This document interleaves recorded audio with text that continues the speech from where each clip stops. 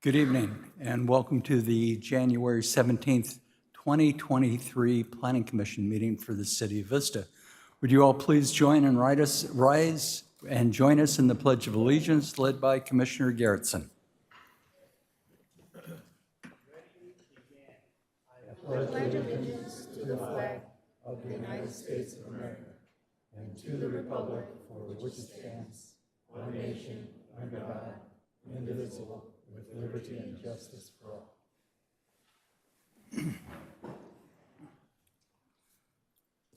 Thank you. Ms. Leahy, roll call, please. Chairman Rossler, Here. Vice Chairman Grimm, Here. Commissioner Aguilera, Here. Commissioner Garrettson, Here. Commissioner Hastings, Commissioner Looney, Commissioner Savage, Student Commissioner Herrera, Student Commissioner Childs. Commissioners Hastings, Savage, and Student Commissioner Childs absent. Very good, thank you. Commissioners, you've been provided with minutes from our December 6th meeting. If there are no changes, can I hear a motion to approve?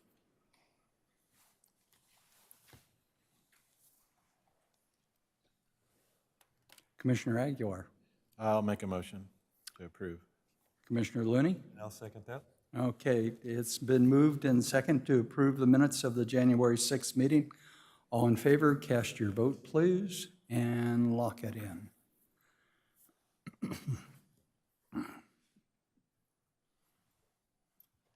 Chairman Rossler, I have to identify Commissioner Savage not being present on this. Can I just get your hand vote, just for the record? Okay. Yes. All right. So a hand vote on the approval of the minutes? Okay. All in favor of approval of the minutes? Unanimous of the commissioners present.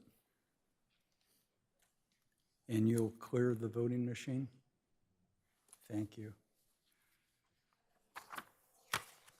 All right, the next item on the agenda is changes to the agenda. Any changes to the agenda tonight, Ms. Chow?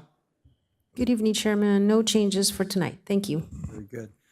Ladies and gentlemen, the next item on the agenda is oral communications. This is a time that the commission sets aside for members of the public to address the commission on items that are not on our agenda. You will have needed to fill out a speaker slip, and I have none. Is there anyone wishing to address the commission on an item that's not on the agenda tonight? Very good. Then we'll move on to our public hearings. Public hearings tonight will be run in the following fashion. The planning staff will make a presentation on the item. We'll open it up to the applicant to provide additional information. We'll open it up then to questions from the commissioners, and then I will open the public hearing. I will call the names that are on the speaker slip. If you wish to address the commission, you need to fill out a speaker slip, give it to our recording secretary, and I tend to call them in the order that I've received them.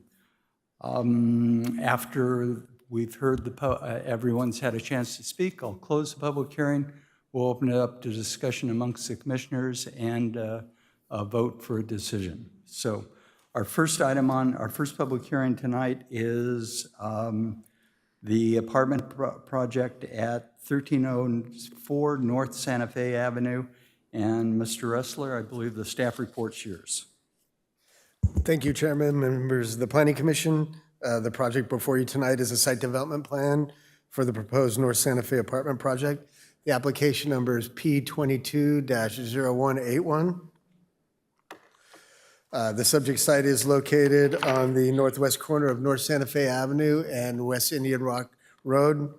The site is 1.29 acres, one legal parcel, and it's currently vacant land. Here's an aerial photograph of the site. Surrounding land uses include single-family residential and commercial to the north, the Persea apartment project to the east across North Santa Fe Avenue, the Arco AMPM and single-family homes to the south, and vacant land and single-family homes to the west. The general plan land use designation for the site is mixed use. The coinciding zoning is mixed use with a North Santa Fe overlay, which allows for mixed use and multifamily residential development with a maximum density of 40 dwelling units per acre. The North Santa Fe apartment project would require a site development plan to develop 36 apartments on 1.29 acres, which equates to 27.9 dwelling units per acre. The project includes open space parking, site improvements, drainage improvements, wet and dry utilities, as well as all other associated infrastructure. Access to the site would be provided by a private driveway access from West Indian Rock Road. And site recreation amenities includes a barbecue area, seating area, turf, as well as a community room. The submitted site plan indicates that there'll be two 4-story buildings located along the North Santa Fe and Indian Walk Road street frontages. The site plan indicates the eastern building being defined as Building A and the western building being defined as Building B. Again, access to the site would be provided by a 24-foot wide driveway located at the southwest corner of the site along West Indian Walk Road. In regards to parking, the North Santa Fe overlay requires 1.25 parking spaces for studio and one-bedroom units and 2.25 parking spaces for two-bedroom units. And based on the unit count, the project requires a total of 61 parking spaces, and the submitted site plan indicates 61 parking spaces would be provided on site. In regards to landscaping, the North Santa Fe overlay requires a minimum amount of landscaping at 10% in regards to site area. The submitted site plan indicates 19% of the site would be dedicated to landscape improvements. The landscape plan proposes the use of native and non-native plant material. Site amenities would include a 1,392 square foot courtyard located between the two apartment buildings on site. That courtyard would feature a barbecue island with bar stools, table and chairs, artificial grass with lounge chairs, and a cornhole game.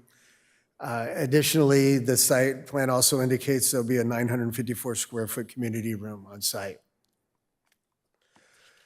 In regards to the floor plan, the proposed project includes 14 studio units, 6 one-bedroom units, and 16 two-bedroom units. The studio units would range from 466 to 643 square feet. The one-bedroom units would range from 713 square feet to 1,070 square feet. And the two-bedroom units would range from 923 to 1,186 square feet. Staff notes the third and fourth floor on both buildings would feature two-story units on each third and fourth floor of both buildings. Architecturally, the buildings would be 4 stories, a maximum height of 53.5 inches. The architectural style of the buildings would reflect a modern architectural style with sloped asphalt shingle roofs. The building elevations would be enhanced with stucco exteriors, stucco projections, custom steel balcony railings, and metal shade overhangs. When completed, the buildings would be painted a white and gray color scheme and with an accent orange element.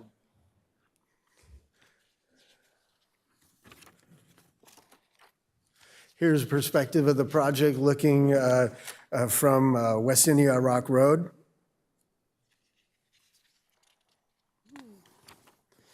And here's perspectives of the project looking from North Santa Fe, as well as some interior perspectives. In regards to the general plan, the subject site has been designated mixed use with a maximum density of 40 dwelling units per acre. The project features 36 units on 1.29 acres, which equates to 27.9 dwelling units per acre. In regards to development standards, the proposed project meets all applicable standards in regards to the mixed-use North Santa Fe Overlay District, including building height, maximum height of 60 feet. The proposed project would be 53 foot 5 inches. In regards to parking, the code requires 61 parking spaces on site. The 61 parking spaces would be provided. Open space, the code requires 5,040 square feet, and the project provides 5,154 square feet. As stated before, the landscaping would be a total of 19% provided, and the code requires a minimum of 10% on site. This project went to an early design review in front of the Planning Commission on February 15, 2022. Since the EDR, staff and the applicant have made an effort to address the concerns raised during that meeting. Those concerns include building massing and architectural relief. With that, the applicant has revised the proposed building elevations to reflect a more detailed modern architectural style by incorporating a revised roof design, additional building projections, additional windows, and strategic color enhancements. In regards to unit sizes, the applicant has revised the unit makeup and the floor plans in order to meet the requirements of the development code. In regards to screening, in order to provide screening to the adjacent single-family neighborhood, the project proposes a 6-foot-high block wall along the westerly boundary, as well as a 6-foot-high vinyl fence along the northerly site boundary. In regards to compatibility, the applicant has reduced the western portion of Building B to a 3-story element. Additionally, a 54-foot setback from Building B to the west property line has been provided in order to provide adequate separation between the building and the adjacent neighborhood. In regards to bicycle storage, a bicycle storage room has been incorporated to the ground floor of Building A. With that, staff is recommending the Planning Commission to adopt the attached resolution approving site development plan to develop 36 apartment units and associated site improvements on an approximately 1.3-acre site located at 1304 North Santa Fe Avenue, including the deletion of engineering conditions number 13 and 53. That concludes staff's report, and Mr. Stefan Gaspar, the representative of the development team, is here to provide the Planning Commission a presentation. Very good. Thank you. Mr. Gaspar.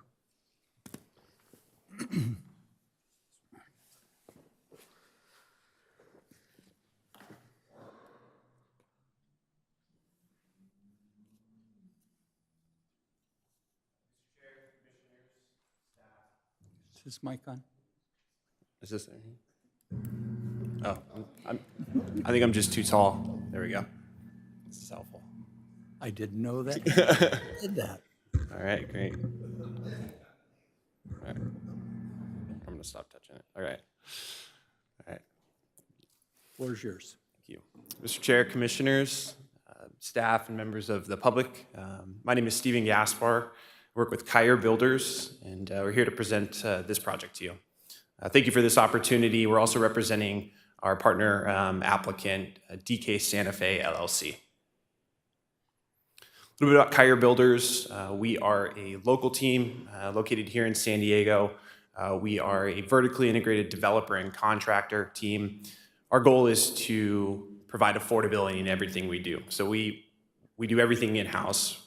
We acquire land, we design our projects, we build our projects, and we manage them. And we do it all under one roof. And the goal is to provide affordability and efficiency to our residents. As you can see, we've completed 18 communities here locally in the 10 years we've been in business at an average community size of about 20 units. So we don't do large projects. We do small infill communities in areas like Vista that are looking for more housing.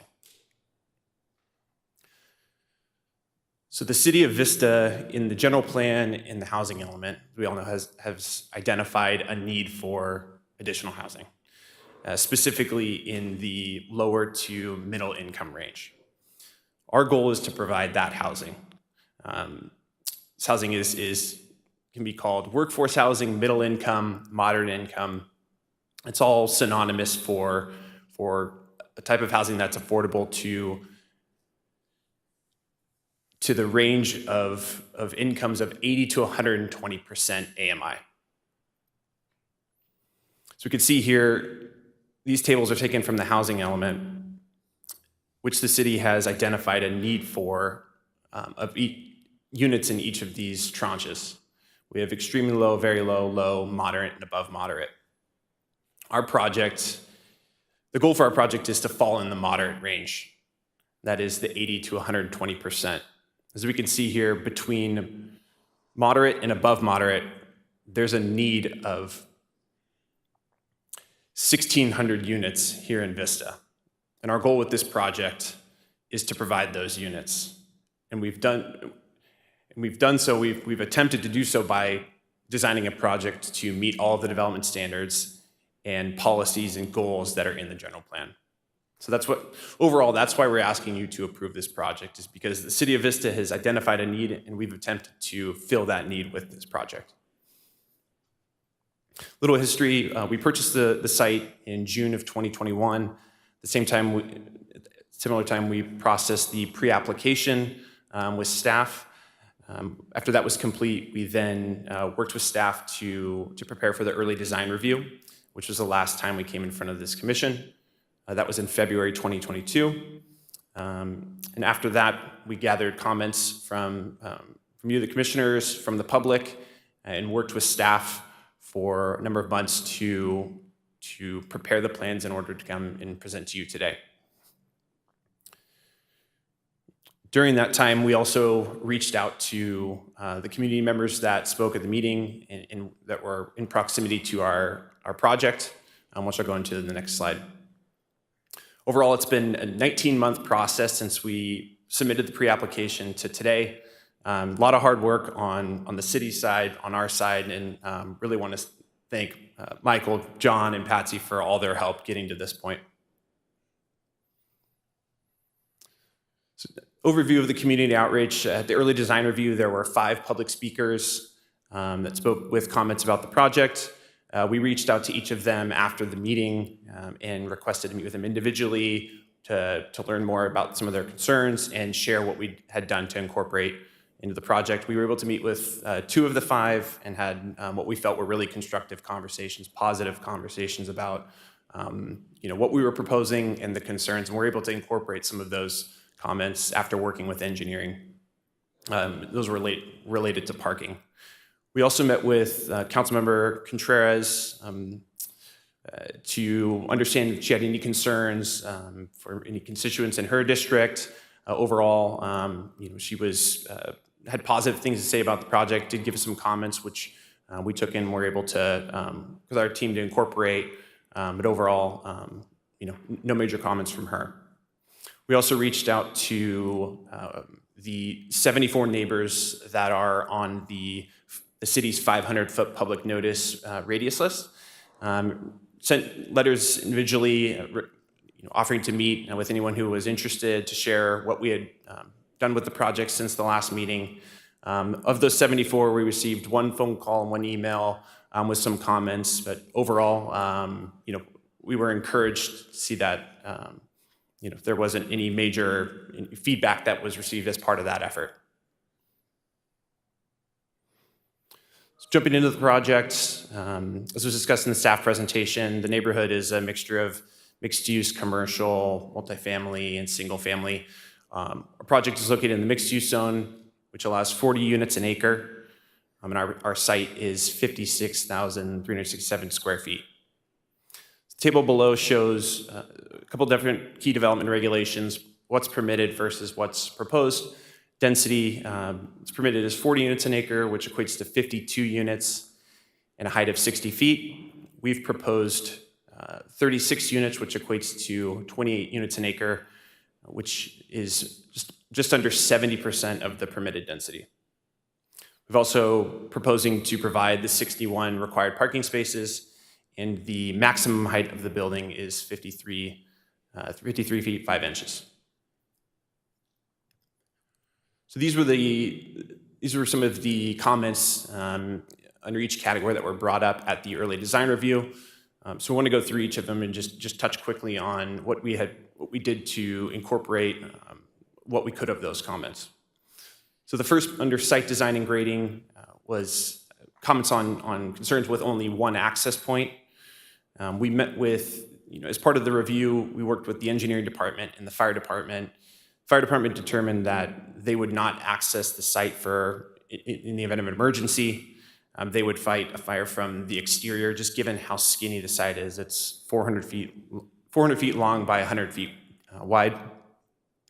And after going through the plan review with staff, they determined that only one access point was in conformance with their standards. There's also some concerns about the lengths of the buildings. As I mentioned, the site is long and skinny, so we're limited by what we can do from a building footprint standpoint while still providing necessary parking.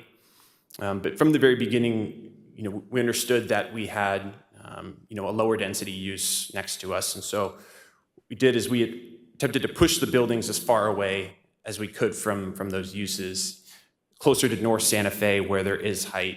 There are commercial uses already, and to West Indian Rock, where we have some adjacent commercial uses. We also hid the parking behind the building as best as possible, and we've screened it, as was mentioned in the staff report, with some walls and some landscape. Moving next into floor plans, there were some concerns with how many units were being proposed. As was mentioned previously, we're proposing just under 70% of the permitted units. With regard to parking and traffic, there were some comments about parking being an issue here. We are proposing to meet the city's standards. In addition, the 400-foot frontage currently has 3 driveways from the previous use, very inefficient use of public right-of-way. So once the project's under construction, we will be relocating to only 1 driveway, which is going to free up a lot more curb space for public parking. Right now, we estimate, based on city standards, about 8 public parking spaces. And when we remove the existing driveways and replace with just 1, we estimate that there should be 11 total. So it's a net positive of 3 that, those are public spaces available to anyone. There's a couple comments about the leasing office and community space, making sure that there's privacy for how that space is designed. We were able to incorporate that. We separated the leasing office away from that space so that anyone coming in has a sense of privacy in those discussions, and residents don't feel like they have a prospective tenant in their space. Let's move to the next category, architectural elevations. I'm going to go into detail a little bit more on the next slide. So as discussed, there was some concerns about height and compatibility with the neighborhood. So when after gathering all those comments at the last meeting, we took a step back and looked at the edge of the building that is closest to the lower density neighborhood to the west. We reconfigured the 4th floor in that section of the building, removed some building area and added balconies at a 10-foot step back. So what that does is that creates a kind of more of a transition from that section of the building up to the tallest point. It goes from 3 stories to 4 stories, and depending on where you're standing, viewing the building, it won't have as tall of a perspective. We've also, on some of the interior, so that's the image on the left that you see there. There's a green arrow pointing at that, where that step back was added. Previously, that wall was 4 stories. To the image on the right, we added balconies on the corners of the building just to reduce the scale in those areas and add some articulation.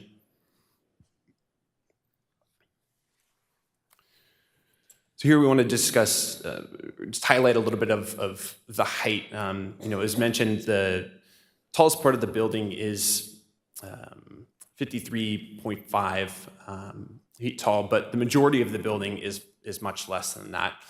So if we look at the top image, that's a key of this site. And we'll start with the arrow on the left. And that's basically standing west of the project, looking at the west-facing wall of Building B. So that's if we're translating into the elevation, that's the image on the bottom left. The right side of the building, which is identified as 39 feet 11 inches, is fronting Indian Rock, and you can see the roof line projects up towards the rear of the site up to 48 feet 1 inches. That roof design, that angled roof design, is really driven all by trying to maximize our roof area for solar. Our goal is to provide solar on this site enough to offset 100% of the common and unit load.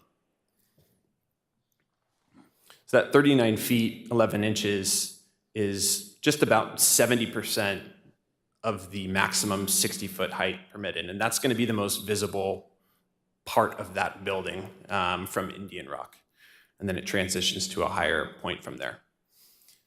Looking at going to the right image, building B east elevation, we go back up to the key. This is the arrow that is on the right side facing west. This would be if you're inside the courtyard area. This is where we have the tallest portion of the building. The site, while it appears relatively flat, it actually does have some topography to it. So as the building travels east and the ground drops, the building gets taller naturally in that point. But we do drop it down again on the building adjacent to it where possible. So here, if we're looking at the right image, the building height identified as 44 feet 6 inches. That's, again, facing Indian Rock. And then we have the tallest point of the building, 53 foot 5 inches, which faces the parking area. It's similar exercise here. I won't go into as much detail. This is for building A. This is the building that is, if you look at the top right key, closest to North Santa Fe. And we have varying heights from just over 41 feet to 51 feet.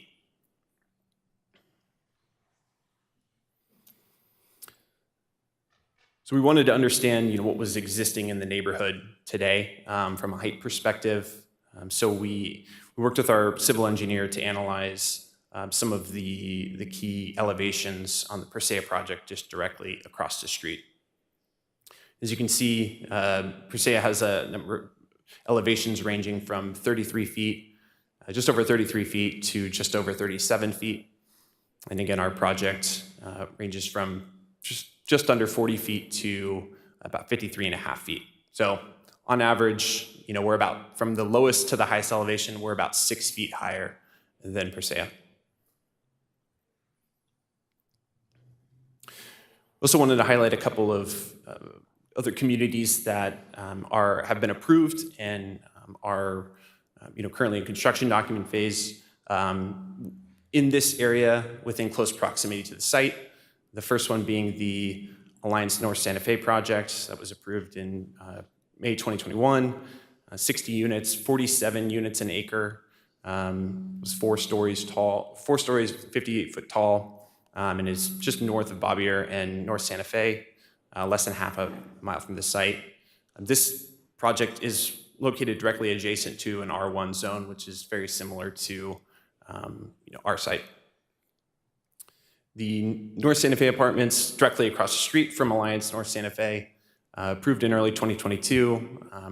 Similar statistics with density and building height, just less than half a mile from our project. So we wanted to highlight these projects because I understand that this area is changing, and while this corridor may not be fully developed today, at one point it will be. And the city put the North Santa Fe, this mixed-use zone in the North Santa Fe corridor in place because the city is looking for this type of development. And our goal with our project was to provide that type of housing that the city is looking for. And we hope to be able to add to these projects that were approved with ours.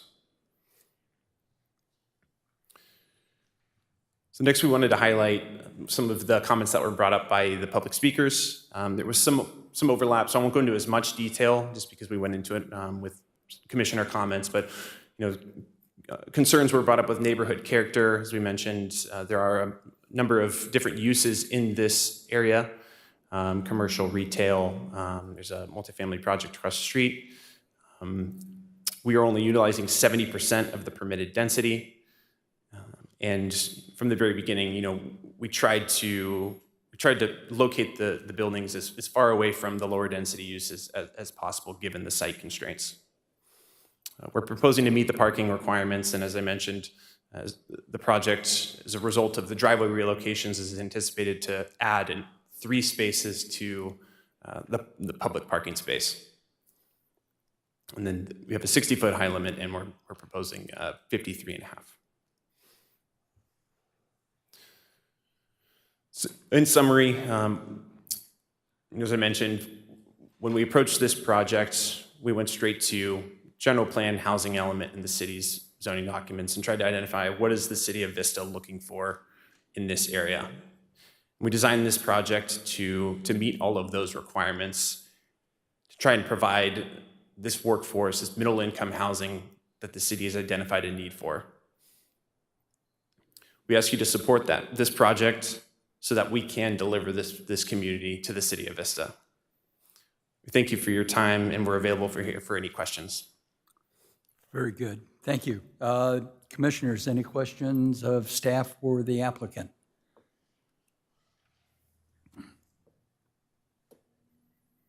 Commissioner Aguilar?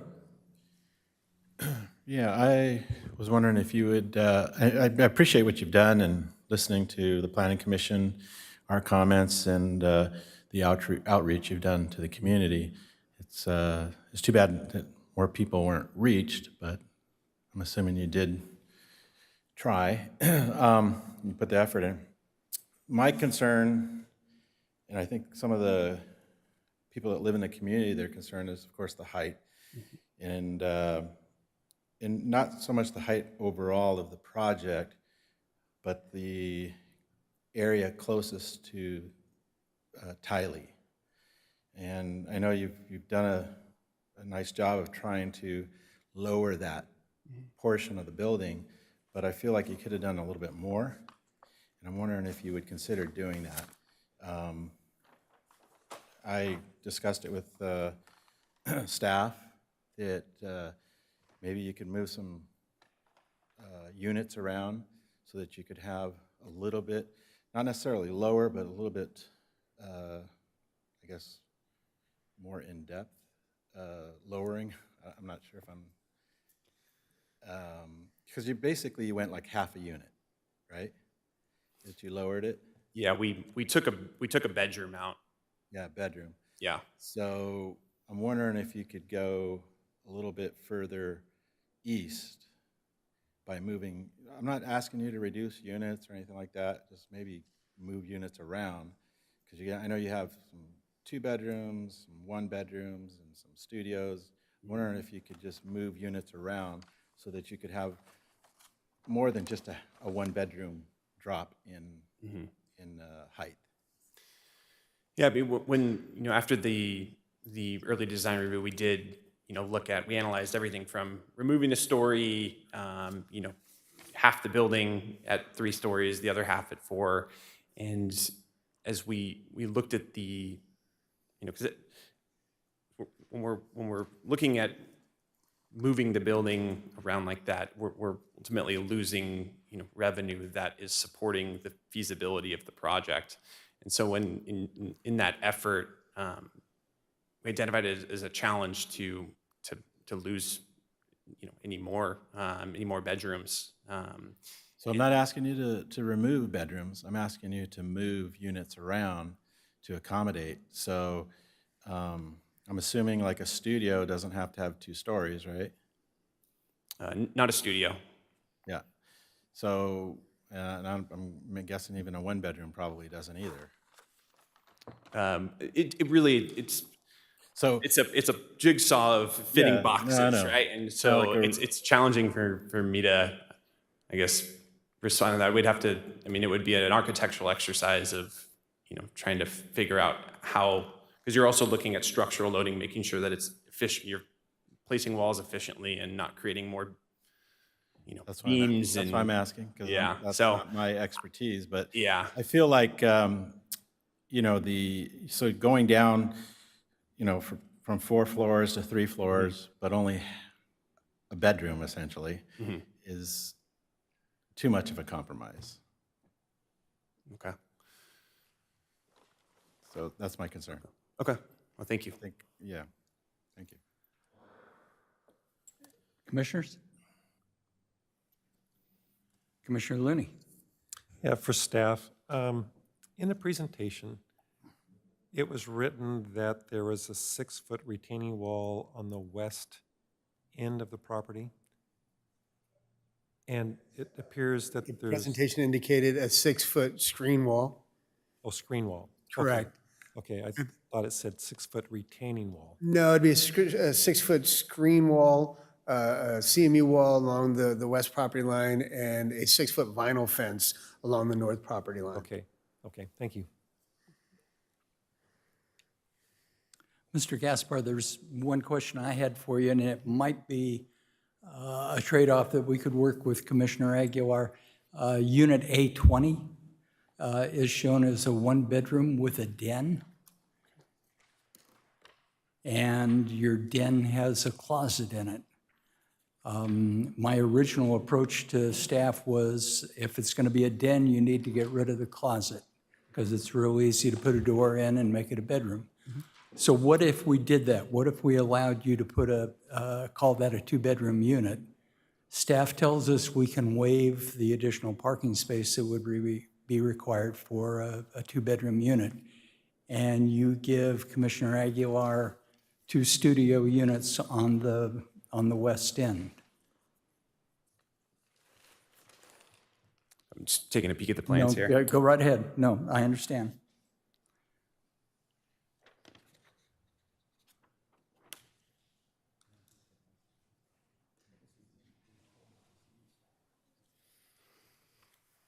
Are you looking at 820?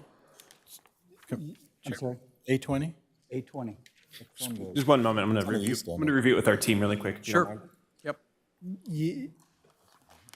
Yeah, so I think for clarification, your request would be to convert A20 to a 2-bedroom unit, and then in return, reduce B10 and B11 to a studio, eliminating the second-floor bedroom. Yes. Yeah, that's what we discussed. While they're conferring, Michael, could you put the general plan map, I guess Patsy, could you put the general plan map back up? There's one question I had.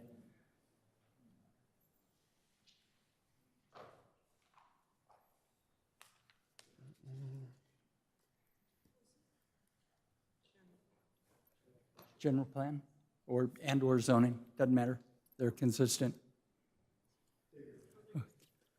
Commissioners, if you look at the map, the 2 lots off of Tiley Street that are north of the project are also zoned mixed use.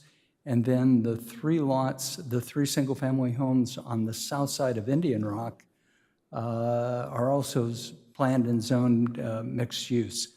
So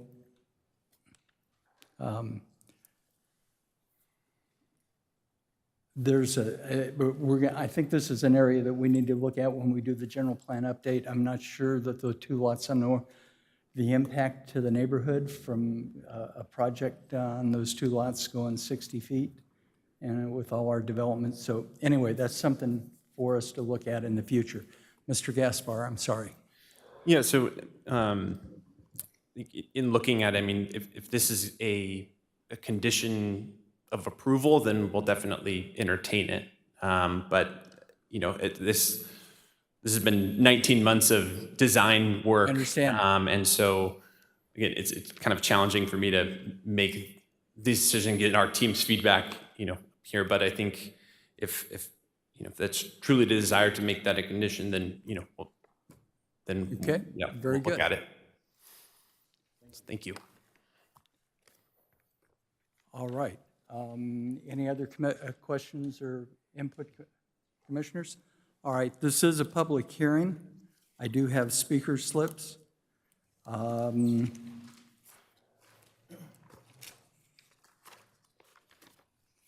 Eric Benville, followed by Karen Lindberg, if you'd be prepared to come up as soon as. Chairman, that probably is my bad handwriting. That's a Bruvold, actually, but that's okay. And I was here first, so I think that's probably it. So my name is Eric Bruvold. I'm the CEO of the San Diego North Economic Development Council. We work on economic development from everywhere north of SR 56, including here in the city of Vista, along with our Innovate 78 partners. I want to really encourage this commission to think about 2 numbers. And they're numbers between 2013 and 2020. And that's why actually it's kind of concerning to hear the commission try and redesign this project to be smaller or lower than it is. And those two numbers are that between 2013 to 2020, the city of Vista added 8,360 jobs, 8,360 jobs net. And in that same time period, it only added 1,713 homes. So in other words, 4.88 jobs chasing each new resident that this city added. Now, jobs don't go up to the Star Trek Enterprise at night. If you don't provide it in a community, people double up, they move to Temecula, they add to our commute and our problems with environmental sustainability because they will take that job. They'll just live further afield. And so this region, North County in specific, needs to do more to add housing to balance the robust job growth that we've all benefited and we've all supported. So I would really encourage you to approve this project today. I would discourage trying to redesign it from the podium. Indeed, the better redesign would be to ask it to build to the full maximum allowed by zoning and by the density bonus, because this city and all of North County are behind in providing the adequate amount of housing for the jobs that we've created over the past decade. So I would encourage the commission to approve the project, move it forward to the city council, and continue to look for ways in which the city of Vista can add housing to its supply. Thank you very much. Very good. Thank you. Karen Lindberg, followed by Marta Marone, I think. Go ahead. Hi, thank you for giving me the opportunity to speak today.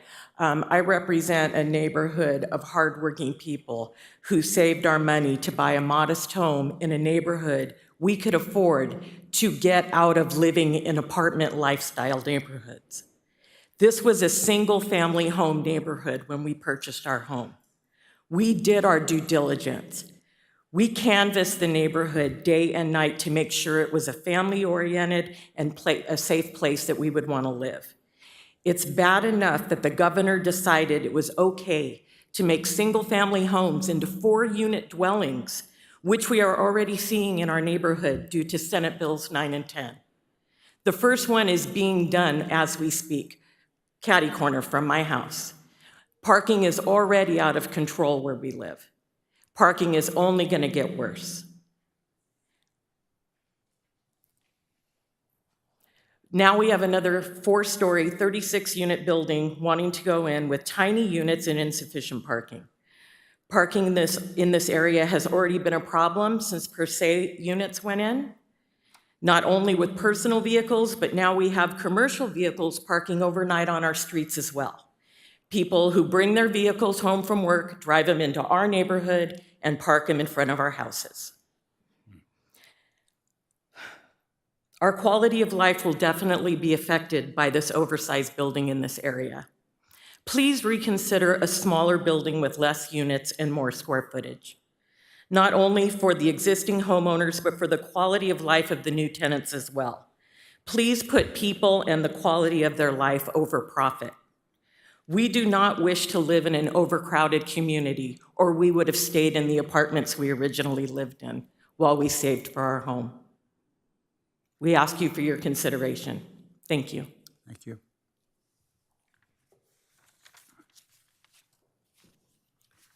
I have a concern. I heard that developers saying that about the fire department, how they gonna go in the apartments to handle in case there's a fire. Question is because there's a gas station across, and it can contain up to 25,000 gallons of fuel. How are we going to have an alarm? How are we going to alert the neighborhood if there is something like an emergency?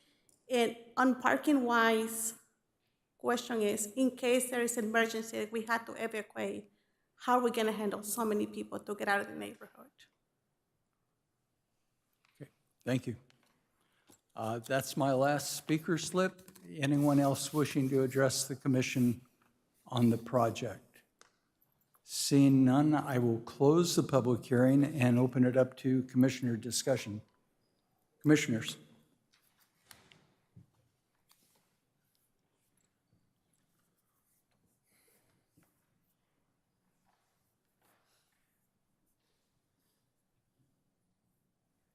Commissioner Looney. I think the project's well-designed. I take a different viewpoint on the height from Mr. Aguilera. I think it's consistent, especially when we have the mixed-use zone on the north, on the south, and on the east. I think the design and the building design is well placed. It's as far as they can get it from the existing homes that are on the north side.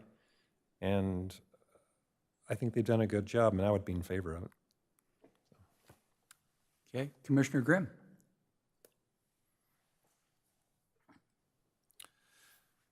This is a, excuse me, this is a project I have mixed emotions about. I think it's well designed. They've done a pretty good job answering some of the concerns the Planning Commission had early on. I am concerned about a number of things. I'm concerned about parking. It's not that you're not providing enough parking, but as most apartment projects, the parking is going to spread to the street, and it happens. That's just kind of the way it is. And I think you said you had, or the applicant said they had 8 spaces along Indian Rock. I think that was correct. So that's something, but there's still, and there's a lot of reasons for that. One reason, of course, is that sometimes it's easier to get to the street to your apartment unit than it is to go around into your designated space, and there's a lot of issues for that. But anyway, my mixed emotions come from the fact that there's a strong need for housing. I think the gentleman from the North County Economic Development Group laid that out pretty quick. But I also think that the other side of that is there's an assault on the single-family neighborhood, and it's not by the city of Vista, it's by the state. And we keep getting more and more criteria put on us that makes it harder and harder to regulate these kinds of projects. When the project like this comes in and it meets city standards, it's pretty hard to deny the project. And again, so that's kind of why I have mixed emotions about it. We do need the housing. There's no question about it. But a lot of these projects do put a strain on adjacent single-family neighborhoods. So anyway, those are my comments. I like the revisions, basically, to it. Commissioner Aguilar.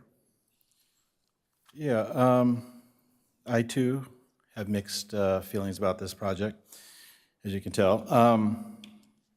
I've been on city council, or I was previously on city council for many years, and I know we've approved many projects in this city, some that the community doesn't like and some that the community does like. We've done our best to provide housing here and jobs, and we did a really good job of that, obviously.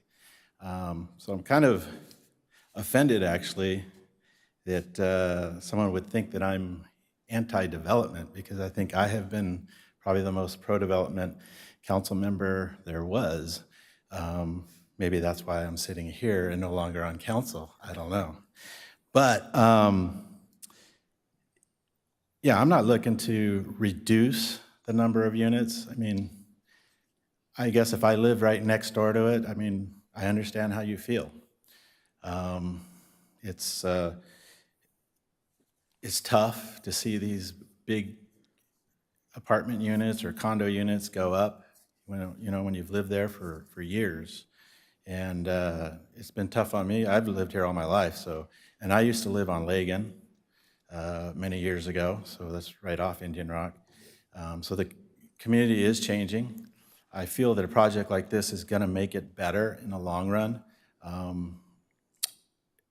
Our hands are kind of tied by the governor and the current assembly, and that they've kind of put some parameters on us that we can't really change. So parking is kind of set. They're meeting the parking requirements, and those are not necessarily set by us anymore. Those are set by the state. So if you have concerns about that, you can vote your concerns at the next ballot, I guess. But As far as this project goes, I do like all the changes that they've made. I am just looking to have a little bit of a compromise for the existing community that's been there for many, many decades.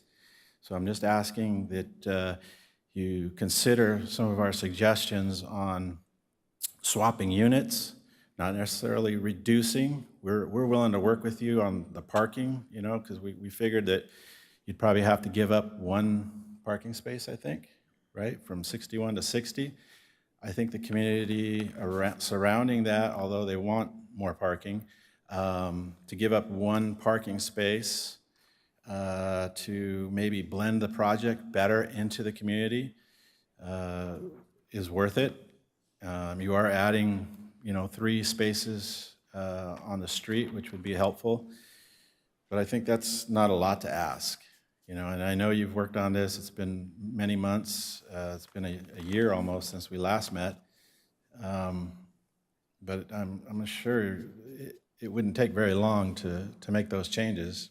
I can support it if that change is made, but otherwise, I would have to vote against it. It seemed to me, Commissioner Garrettson. I had great concerns about this project when it came through early design review. And quite frankly, I've been very impressed with the reaction for the developer, how they have responded to the concerns, especially the 54-foot setback from the single family and the reduction of the height of that area. And, you know, they talked with the neighbors. That, to me, they've done a good job of responding. And, but I would like to see what could be done, not necessarily a condition of approval, but something that would give them some incentive to at least try. So I don't know if that's possible, but I like the project. I don't like the location compared to the single-family homes.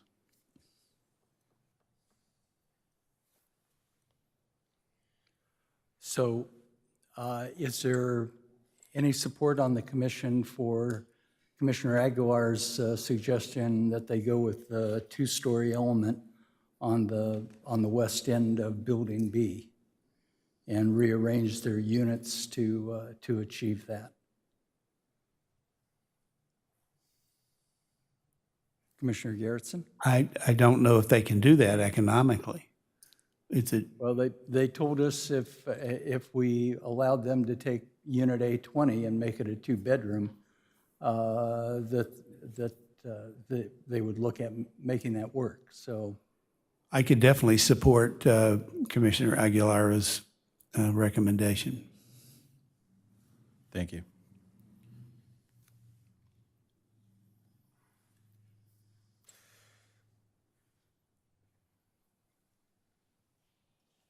Do you need a motion?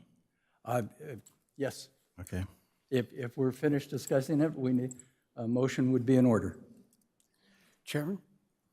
Yes. We probably want to clarify that condition before you move forward so you could include it within his recommendation. Yes. What I heard was the commission requesting that the applicant increase the bedroom count to 2-bedroom for the unit labeled A20 and reduce the bedroom count to a studio for unit B10 and B11. Keep in mind that results in an increase in one parking space that the Planning Commission has the ability to waive.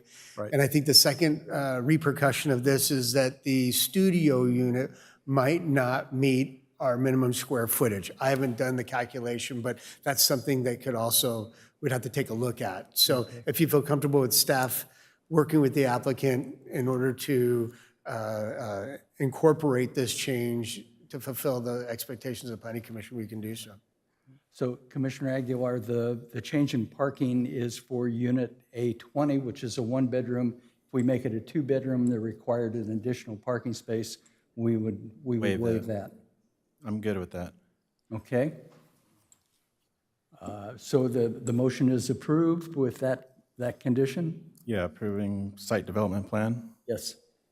to develop a 36 apartment complex, associated site improvements at 1304 North Santa Fe Avenue with the conditions discussed. All right, there's a motion to approve. Commissioner Garrettson. I second the motion. Okay, motion's been moved and seconded. Patsy, do we have to hand vote again? Or do we use the machine? Okay, all in favor, or cast your vote, please.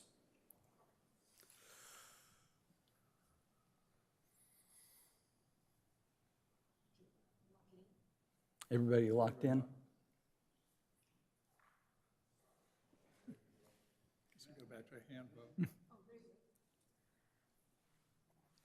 And the motion passes unanimously. Very good. All right.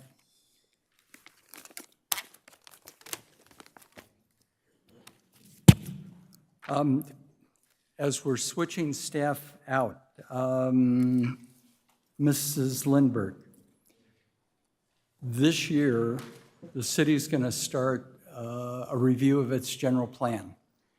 And that map that was up here that showed you where all the mixed use was, that's going to continue to happen in your neighborhood. So I would encourage you to stay tuned to the general plan update. Mr. Ressler is going to be managing that. You can provide your input. There's a possibility that we could reduce the amount of mixed use along there, so you wouldn't have to wrestle with these additional units coming into your neighborhood. But council looked at planning, went through a big planning process about 10 years ago. Commission and council decided that the neighborhood should be mixed use to provide more housing, and that's what's being implemented here. So pay attention to the general plan update, and we'll see you back here when we have our meetings on it. Okay? All right. Next item on our agenda is the skateboard ramp amendment to the City Development Code. John, I believe the staff report's yours, please. Thank you, Mr. Chairman and Commissioners. This is revisiting an issue that we first discussed in October, an update to the Development Code to address skateboard ramps in residential zones. So the Planning Commission discussed this issue on October 18th and directed staff to prepare some code amendments to regulate the development and use of what we're considering large skate ramps in single-family residential zones. The staff has prepared the corresponding code amendments to the zoning code and a city council policy addressing the design review of these structures, and we are here to present those this evening. So the staff's recommendation would amend the single-family residential zones, E1, estate zone, A1, the agricultural zone, and R1, the residence zone, to permit skate ramps exceeding 6 feet in height with a minor use permit. The height of the ramps will be measured from the flat bottom of the ramp structure to the highest deck of the structure. That's the 6-foot measurement. The project would also amend the nonconformity regulations in our zoning code to address amortization of such structures or the abatement of such structures as a non-agricultural accessory recreational structure. The proposed development code amendments, as I mentioned, would modify chapters 1808, 1810, and 1828. Those are the residential zones, to amend the list of minor uses within those zones to permit skate ramps exceeding 6 feet in height with a minor use permit, subject to a new city council policy, which I'll discuss. Skateboard ramps meeting this criteria or the 6 feet in height would not be permitted in any other residential zone. This is a map of our zoning map of the city, I should reiterate, showing the residential zones that are affected. The A1 is the light yellow color that's really on the outskirts of the city. E1 is a medium green, which I think I have a pointer here. Not sure if this is working. No. The light medium green is up in the upper right-hand corner, the northeast portion of the city for the most part. There you go. Thank you, Patsy. As well as down along South Melrose Drive near Sunset Island. And the R1 zone is the light yellow color that covers a good portion of the central portion of the city that Ms. Chow is pointing out right now. So those are the zones that it would be permitted in with a minor use permit. The code amendments also address the nonconformity regulations, which would amend various sections of the chapter to address structures that do not fit within the definition of a building, which this chapter currently primarily regulates, and the amortization of such structures. Amortization would be 18 months from the date of construction or the date of nonconformity, whichever comes later. There's also a proposed City Council Policy 300-16, which would require a minor use permit for escape ramps exceeding 6 feet in height. These would all be considered by the Planning Commission in contrast to the typical minor use permit process, which is considered administratively. The policy clarifies that such ramp structures would not be permitted in any other residential zone and establishes criteria for the Planning Commission's review of a minor use permit based on the input that we received in October. And those include landscaping or screening of the structure, soundproofing, materials for construction, special events held on the property, parking, hours of operation, lighting, and setbacks. And the policy is included in your packet, which outlines and discusses the parameters for each of these criteria. The proposed amendments that are presented this evening follow the Planning Commission's recommendations that were heard in October. They permit such structures subject to a discretionary review process, the minor use permit, which is approximately $3,400 fee. It enables the approval of these structures with conditions pertaining to their location and use. And the proposed amendments are compliant with general plan policies intended to protect the viability of surrounding properties. As the Commission knows, development code amendments are subject to approval of the City Council following a formal recommendation from the Planning Commission.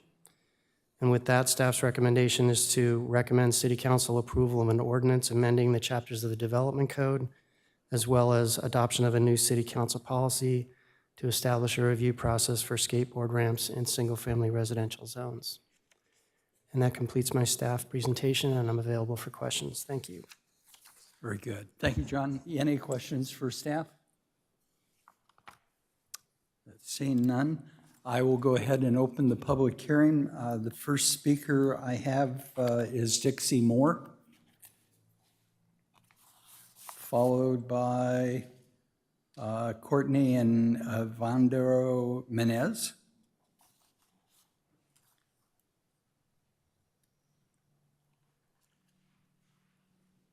Dixie Moore not here? Okay.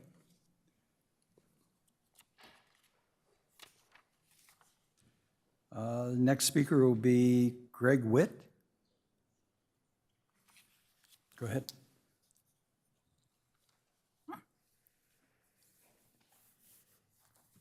Good evening. My name is Courtney Menezes, and this is my husband, Evander Menezes, and we own one of the large skateboard ramps in question here. And we would like to address the concerns that have been raised regarding the backyard skateboard ramp at our residence. We understand the importance of maintaining a harmonious relationship with our neighbors and the city, and we are committed to finding a solution that addresses everyone's concerns. We understand that concerns have been raised regarding the safety, legality, and impact on the neighborhood of the ramp. We do take these concerns very seriously and have been proactively working with the city to address them.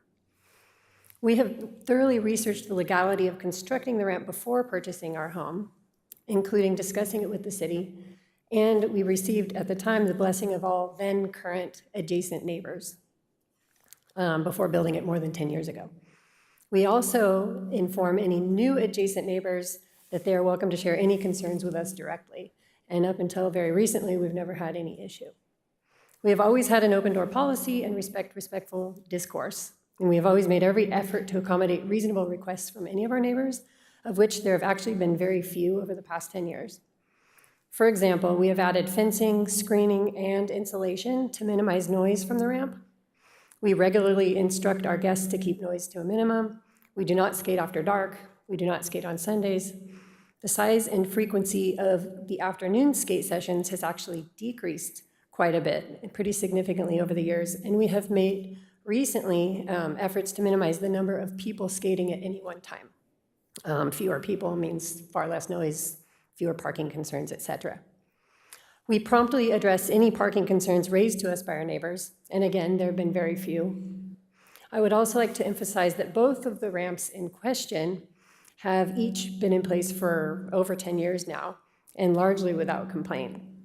We would like to assure the Commission that any issues related specifically to events at our home are not ongoing problems. They are instead situational issues that can be addressed on a case-by-case basis. Before our last event, we did meet with the city, and we did receive permission to move forth with the event. And at the time, we had informed the city ahead of time that it would be the last one of its size. So this is actually a non-issue for us moving forward. Also, a week before the event, we did invite nearby neighbors that resided in our area of our road to reach out to us with any concerns, and we didn't hear any. I personally regularly hold Zoom calls from my office. I have 4 homeschooled children also on Zoom calls. Most of the time, my office, it opens up to the backyard, and I often have my window open, my door open, and even when people are skating, the noise has never been an issue for me. We do concern the concerns raised by the Commission and our neighbors, and we are committed to finding a solution that addresses everyone's concerns. We simply wish our neighbors would address those with us directly, because up until now, not one has spoken with me directly about any of these concerns. So we have taken all the necessary steps to mitigate any negative impact on the neighborhood, and we ask that you hear our issues and decide favorably based on all the information provided. Thank you for your time. Thank you. Thank you. Is it Greg Witt?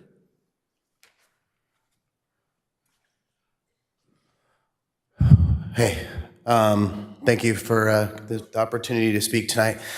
My name is Greg Witt. I'm a citizen, a former professional skateboarder, and I served on the ASTM skate park standards. You probably remember me from before. ASTM skate park design and build standards. And I've worked on over 3,000 public skate parks and indoor and outdoor private skateboard facilities. In some of those instances, they were inspections, and they were doing inspections of private and public facilities. So really for me is just maybe, like, not for you to answer like as a dialogue, but some clarifications. Question number 1 is there an opportunity on any of the specialized technical aspects of the ordinance to potentially shape aspects of that ordinance so that there is an actual expertise on the review committee when those permits are being applied? That's not just, individuals that have no expertise in the area. That would be a question for clarification, and also, I guess, a request. The other is just an important point to make, and I think potentially you have taken that under consideration, that bigger is often safer, and it's also less affordable, and there are different end users than on the streets and in the public skate parks. So just looking at this more akin to like Olympic and X Games oriented type of facility than like an Olympic ski jumper versus a mogul skier, and really looking at the differences, because there are a lot of differences. I guess it is a formal request to ask if the existing ramps here in Vista could be grandfathered in for as long as they've been in existence without any harm or creating any issues for any of the neighbors. I guess that's a formal request. I think it's a fair one. I would say that if the permitting process, if there's any opportunity, like I guess I said, to offer like the actual expertise in a case-by-case review, even if there was like a fee to the owner, like just some kind of a way to have an actual vert ramp or vertical skateboarding structure expert on board for that. I think that that's something, and the criteria for that being unbiased, so on and so forth, would be prudent. I don't think anybody here would think it makes sense to just send a GC somewhere to a site without a landscape architect or an expert inspector. And I don't think anyone will disagree with that.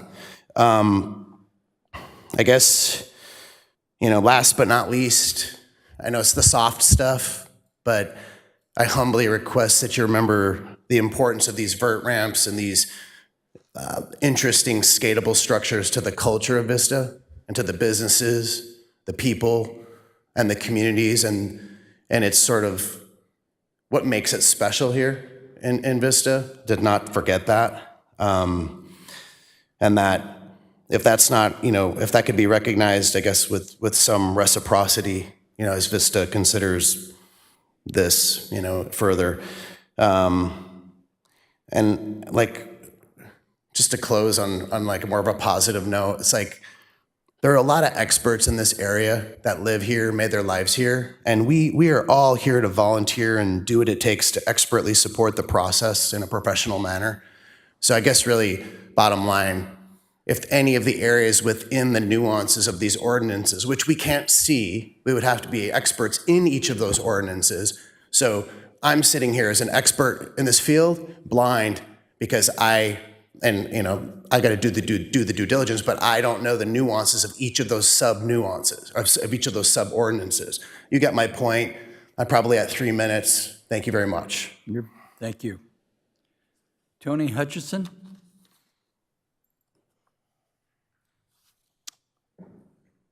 Followed by Alicia Hutchison?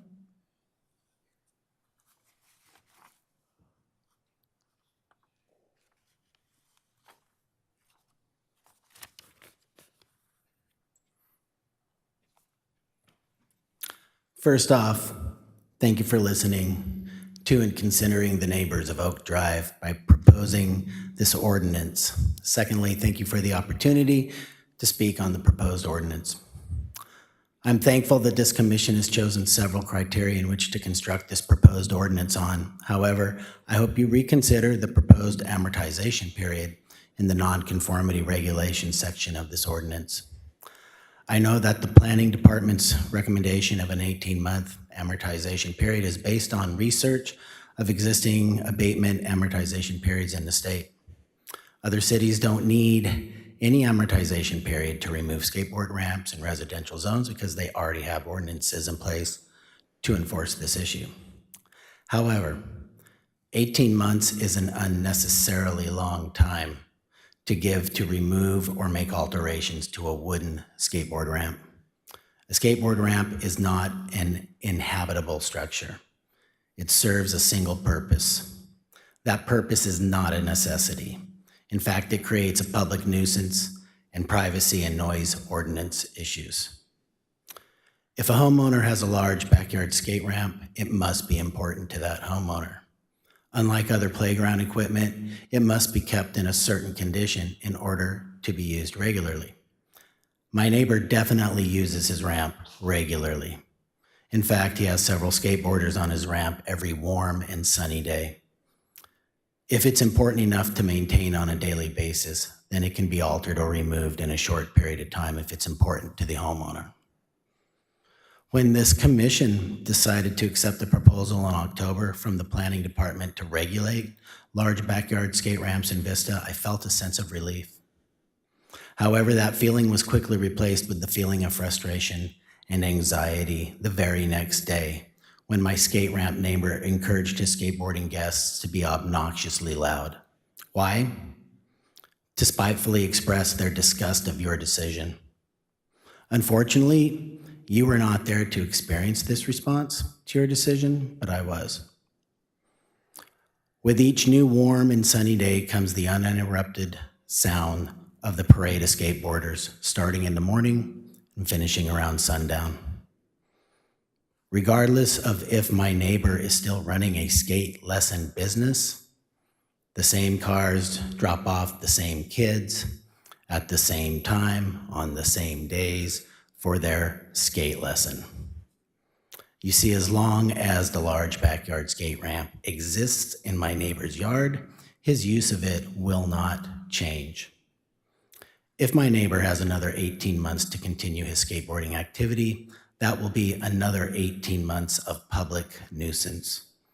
That is another 2 summers of my right to enjoy my property free of loud noises gone. My neighbor's skateboard activity on his backyard skate ramp has already robbed me of multiple summers. As relieved as I am knowing that this problem will eventually be resolved, I'm still saddened to think about the amount of time my neighborhood will have to wait for peaceful living and enjoyment of our personal property to be restored. I ask you to propose an amortization period of 6 months or less for non-conforming skateboard ramps to the City Council for approval. This is a unique situation that requires a unique response. Thank you. Thank you, Mr. Hutchinson.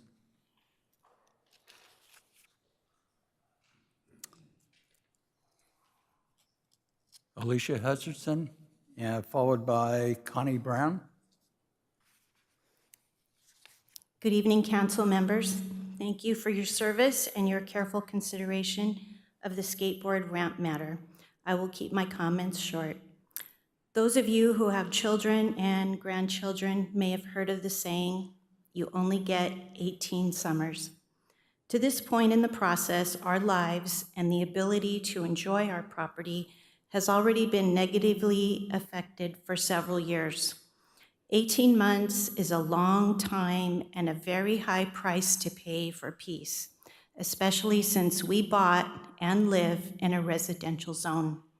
To think that 2 more summers of not being able to enjoy our backyard is painful, to say the least. I understand that you have many things to consider and to be fair, and I just ask you to put yourself in our place when determining the time frame to be in compliance with the city ordinance. Thank you. Thank you. Connie Brown.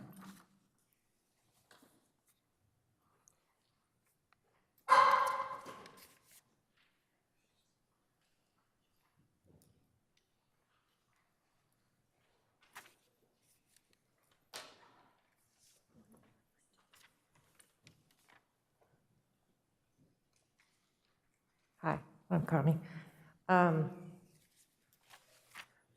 Thank you for the effort that everybody's put into addressing the issue of the ramp. I'm so nervous I forgot what I was going to say. But I really appreciate, somebody said earlier on the council about an assault on residential neighborhoods and single-family homes. And this is kind of what this has felt like the last 15 months when I bought the house, not knowing the structure was there. And unfortunately, I did go directly to the people several times and was told when they parked on our private drive on Oak Knoll Drive that I could stuff it, use cones if I wanted to direct the traffic, and other interesting things. So I did make an attempt to go to the neighbors to address, and many of us have. It would be nice, my house again sits where I can see the ramp side of it. The noise is in my master bedroom size, a repetitive noise. It happens a lot. The rain has been nice. I don't think the ramp can be used in the rain. And I just want to please consider the neighborhood, the area. There are other ramps that kids do use, and I know the city has made a ramp themselves for kids to enjoy. And I just appreciate you addressing the matter, and thank you. Cyrus Massmori.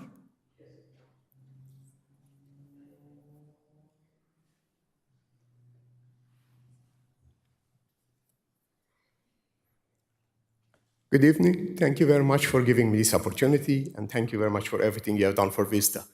I have lived here for almost 20 years.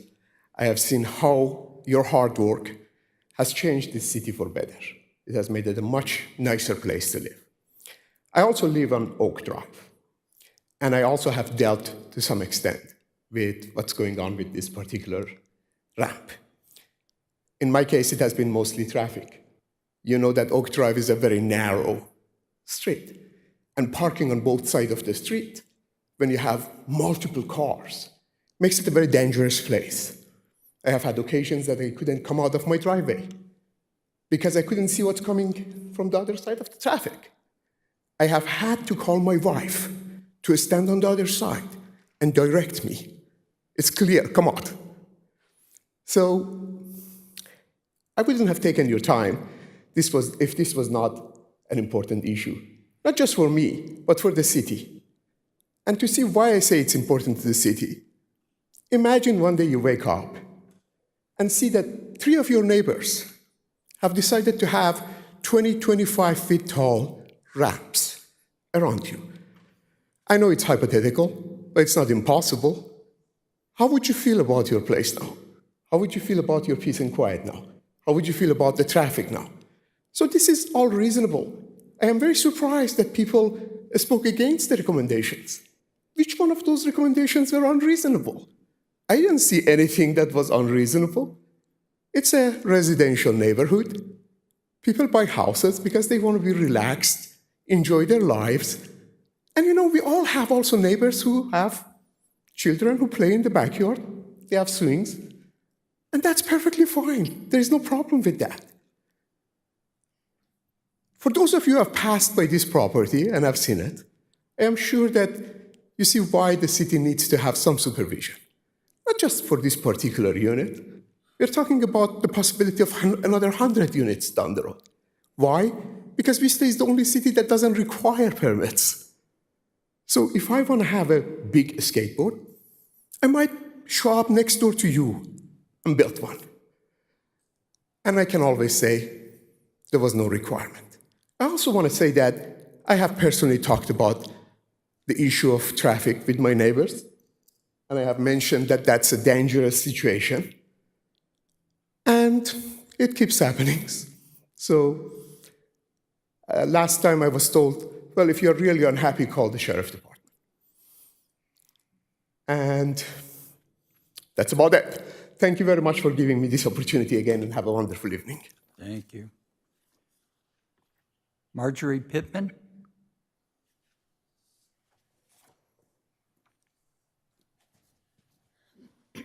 Good evening.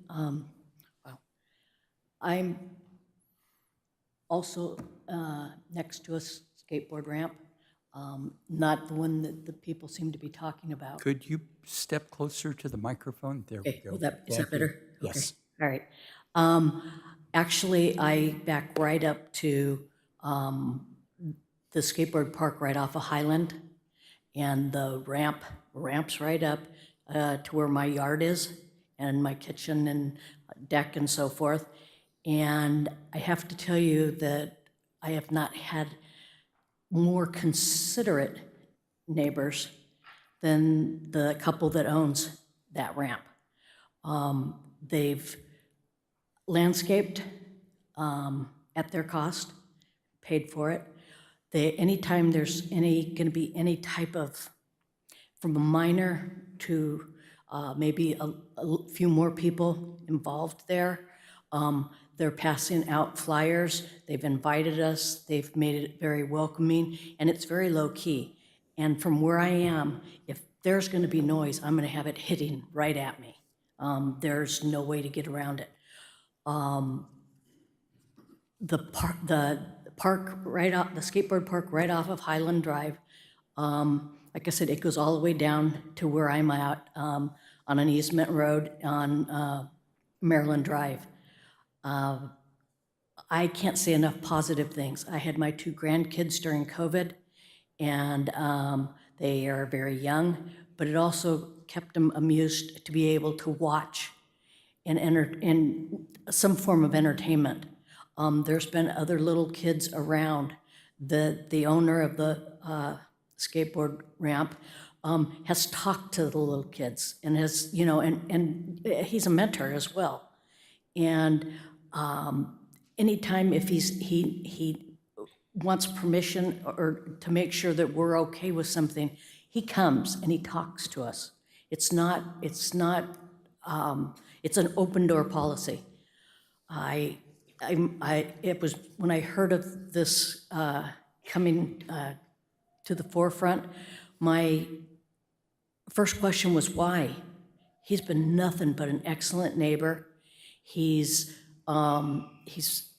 good with kids, he's good with all the people. He does his rounds of the neighborhood on a regular basis, he and his wife.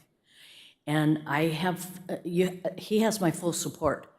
And I would hope that you guys would consider the fact that I am backed up right to his house.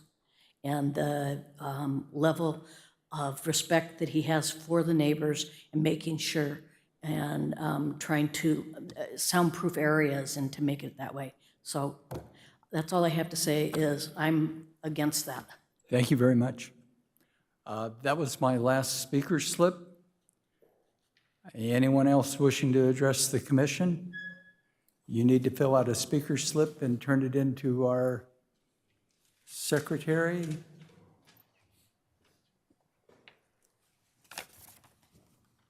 Elliot Sloan. Good evening. My name is Elliot Sloan. I'm one of the other property owners here with the large skate ramps. Originally from the East Coast, I moved here almost 20 years ago with the dream of becoming a professional skateboarder. And in my wildest dreams, to own a property like this, like so many of my childhood heroes did. But I'm not really here to advocate for skateboarding. I understand that we're dealing with this issue with people trying to live amongst such types of ramps. And, I understand under the current rules, we have the right to build these kinds of ramps, but I've always looked at it as a privilege, and I've really tried not to abuse that. I've also submitted a letter to Mr. Conley here with a decent amount of all my neighbors' support. I've always tried to keep an open line of communication with all of them, and haven't really had any complaints over the years, maybe a few, but I've always made sure to address it. And all my neighbors have my number. I've always made sure that we talk about anything, and I think we've been running things pretty smooth over there this entire time. I'd also like to point out that, there aren't 20, 30 cases like this. There's not even 10. Correct me if I'm wrong, there's 2 properties that we're looking at, and that's in 20 plus years, with the exception of Bob Burnquist, who lives, I guess, in San Diego County. The skateboard community is a pretty tight-knit community too. We all know who's building what and where, and I can promise you people aren't just running out to build these kinds of ramps. First off, they're very expensive. You need years of experience before you even think about skating on a ramp like this. As far as the noise, I'd say it's not, the actual skating part isn't really any louder than a leaf blower or a lawnmower that runs constant. Typical skating is you drop in, you skate for 5-10 seconds, you fall, you walk back up the stairs. Maybe if there's music playing, that's a different story, but I've invested a lot of money into the foliage around my house. I have bamboo lining my property now, and it's all 20 plus feet. And I don't know. I would just hope that you would consider the future dreamers of moving here and trying to pursue their dreams.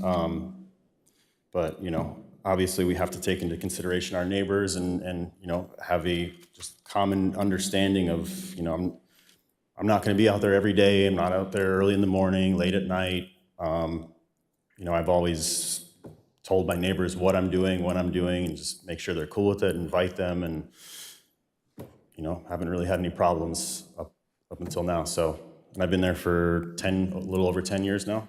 So that's it. Thank you, guys. Very good. Thank you.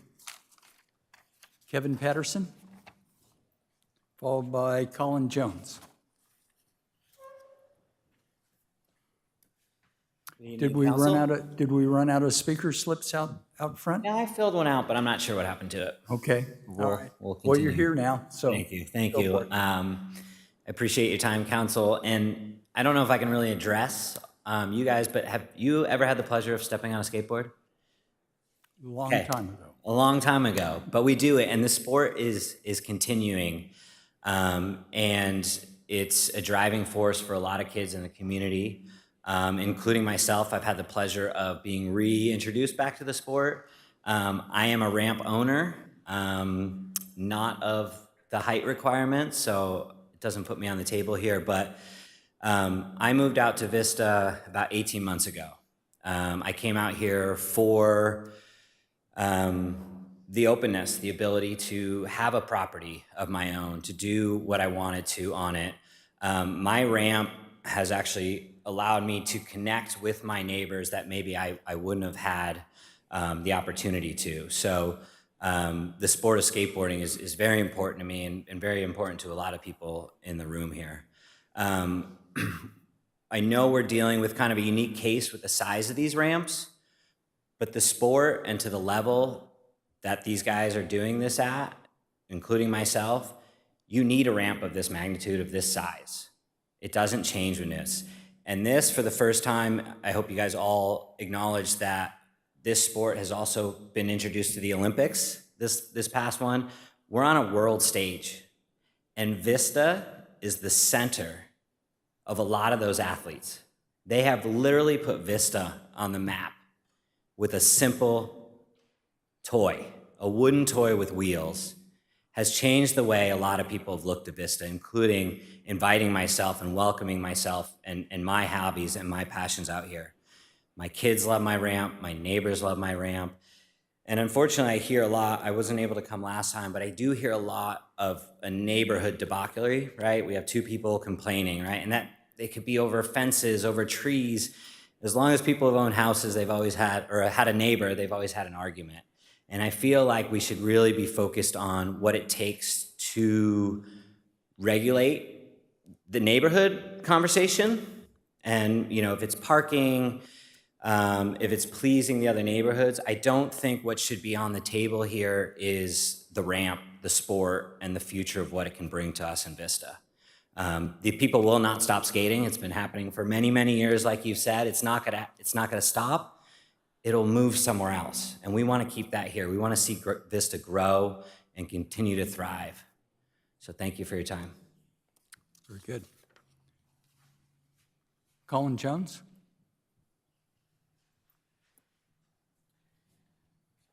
Hello, I'm just here to express the counterpoint to the benefits of these ramps. I actually border up against Elliott there, and I purchased my house in 2019 with the complete understanding there was a skate ramp in the backyard.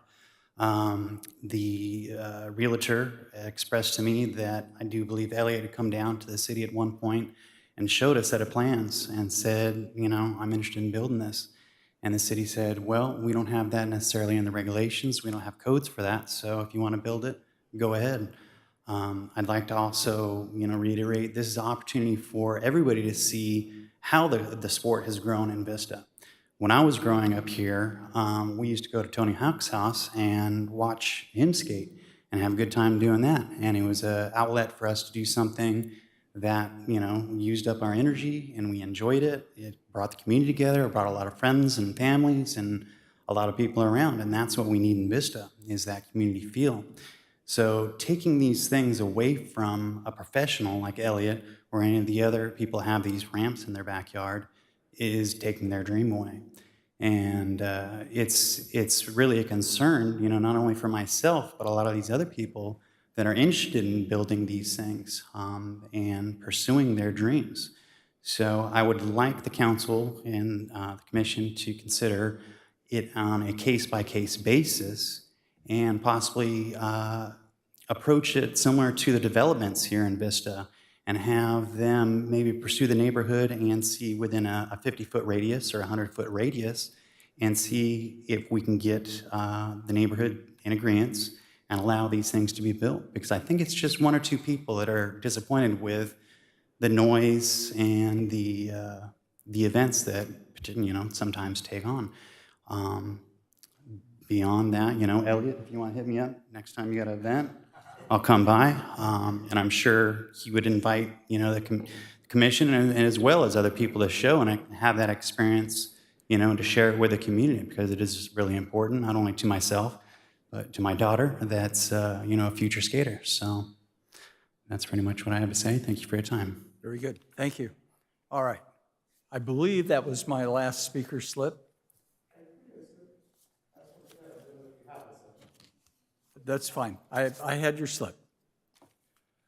So if anyone else wants to speak, all right, I'm closing the public hearing, and that's it. That's the end of public testimony.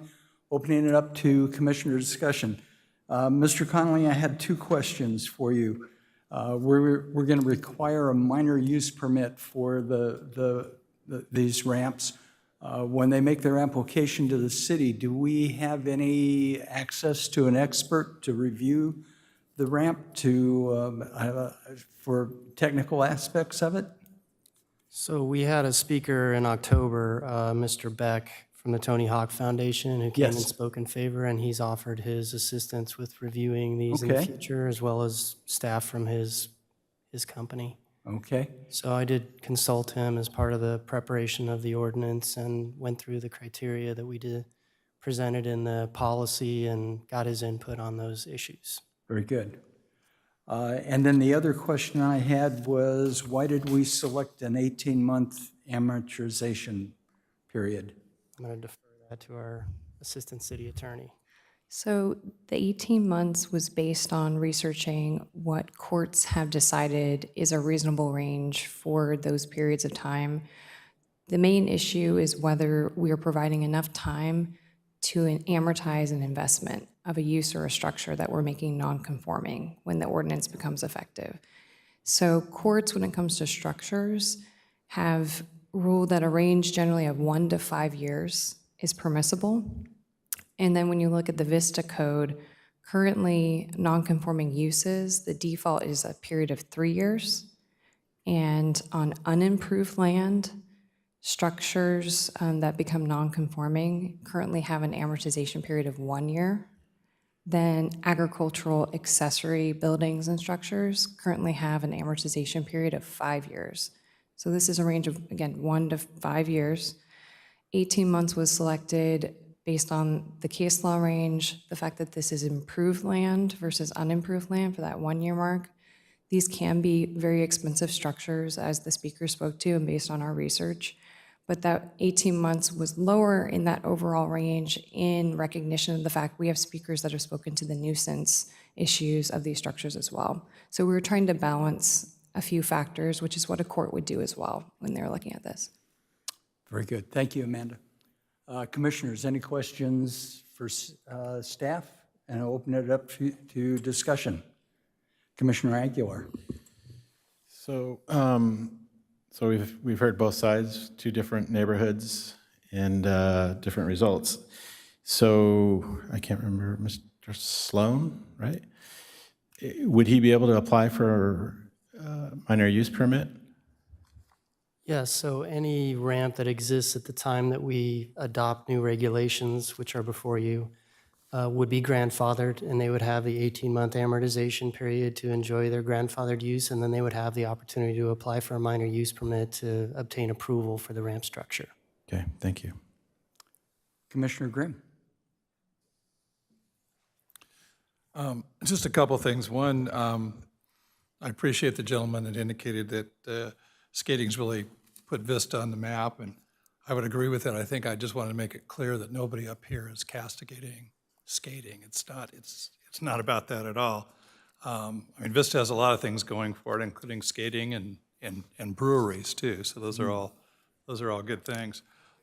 But kind of to me, I think it's important to have this. It's unfortunate, but it's necessary. I think, it's just a classic example. If you treat your neighbors with respect and listen to what they have to say and listen to their concerns, you're probably going to be okay. If you're not and you treat them with disrespect, it's going to be a problem. So then we end up in this situation where we're doing a permit. So I'm supportive of the idea of the permit and what staff has done.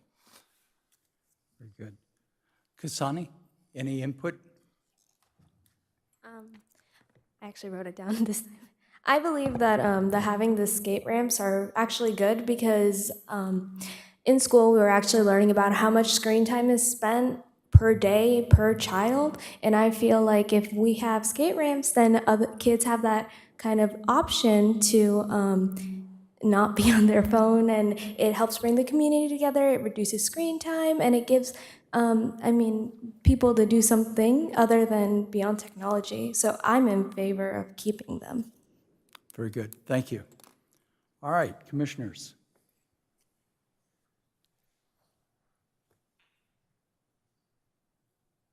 Commissioner Garrettson.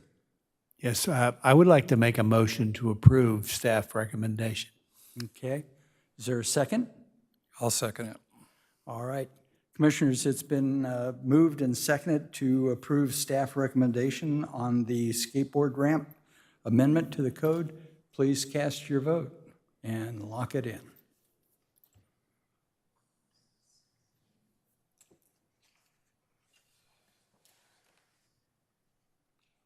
And the motion passes unanimously of the commissioners that are present.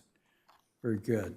For those of you here on this item, our motion tonight was to make a recommendation to the City Council. This item will be going on to the City Council for another public hearing just like this, and our recommendation is to adopt the ordinance. So stay tuned. There's more to come. Our next item is the Costco fueling station, special use permit and site development plan.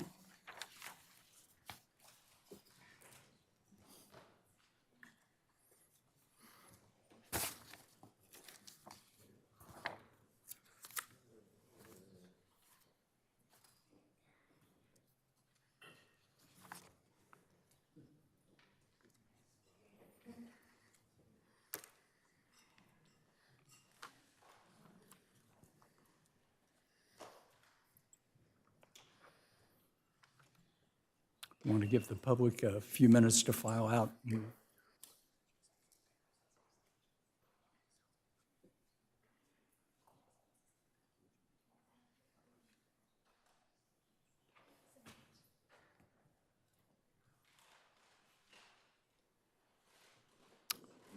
All right, Mr. Ressler, your staff report, please. Thank you, excuse me. Thank you, Chairman, members of the Planning Commission. The project before you tonight is a special use permit and a site development plan amendment for the Costco fueling station. The application number is P22-0082.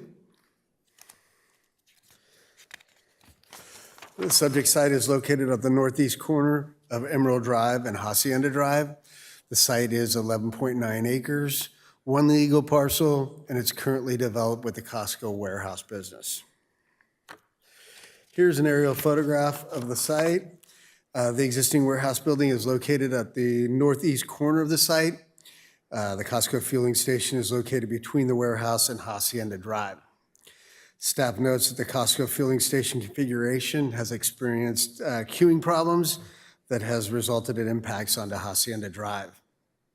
Surrounding land uses include commercial to the north, east, and west, as well as single-family residential to the south. The general plan land use designation for the site is general commercial, which allows for commercial uses, grocery stores, restaurants, as well as service stations. The zoning for the site is C2, again, permitted uses, commercial retail, as well as service stations. Previous entitlements, the original entitlements for Costco started in May 4th of 1993 with the special use permit and the site development plan. That application number is P14-085, and that request included the construction of a 156,286 square foot Costco warehouse building. That included the site improvements, landscape improvements, as well as the sale of alcoholic beverage for off-site consumption. Then in June of 1998, the Planning Commission approved a special use permit number PC 8-086 for a self-service gasoline fueling facility for the use of Costco members only. And that entitlement also allowed for an allocation of a 62 parking space reduction on the Costco site. The Costco fueling station project before you tonight includes a special use permit and a site development plan amendment. The project includes relocation of the existing fueling operations. That new location would feature an 11,833 square foot fueling canopy, which would cover 15 fueling islands with double-sided dispensers for a total of 30 fueling locations.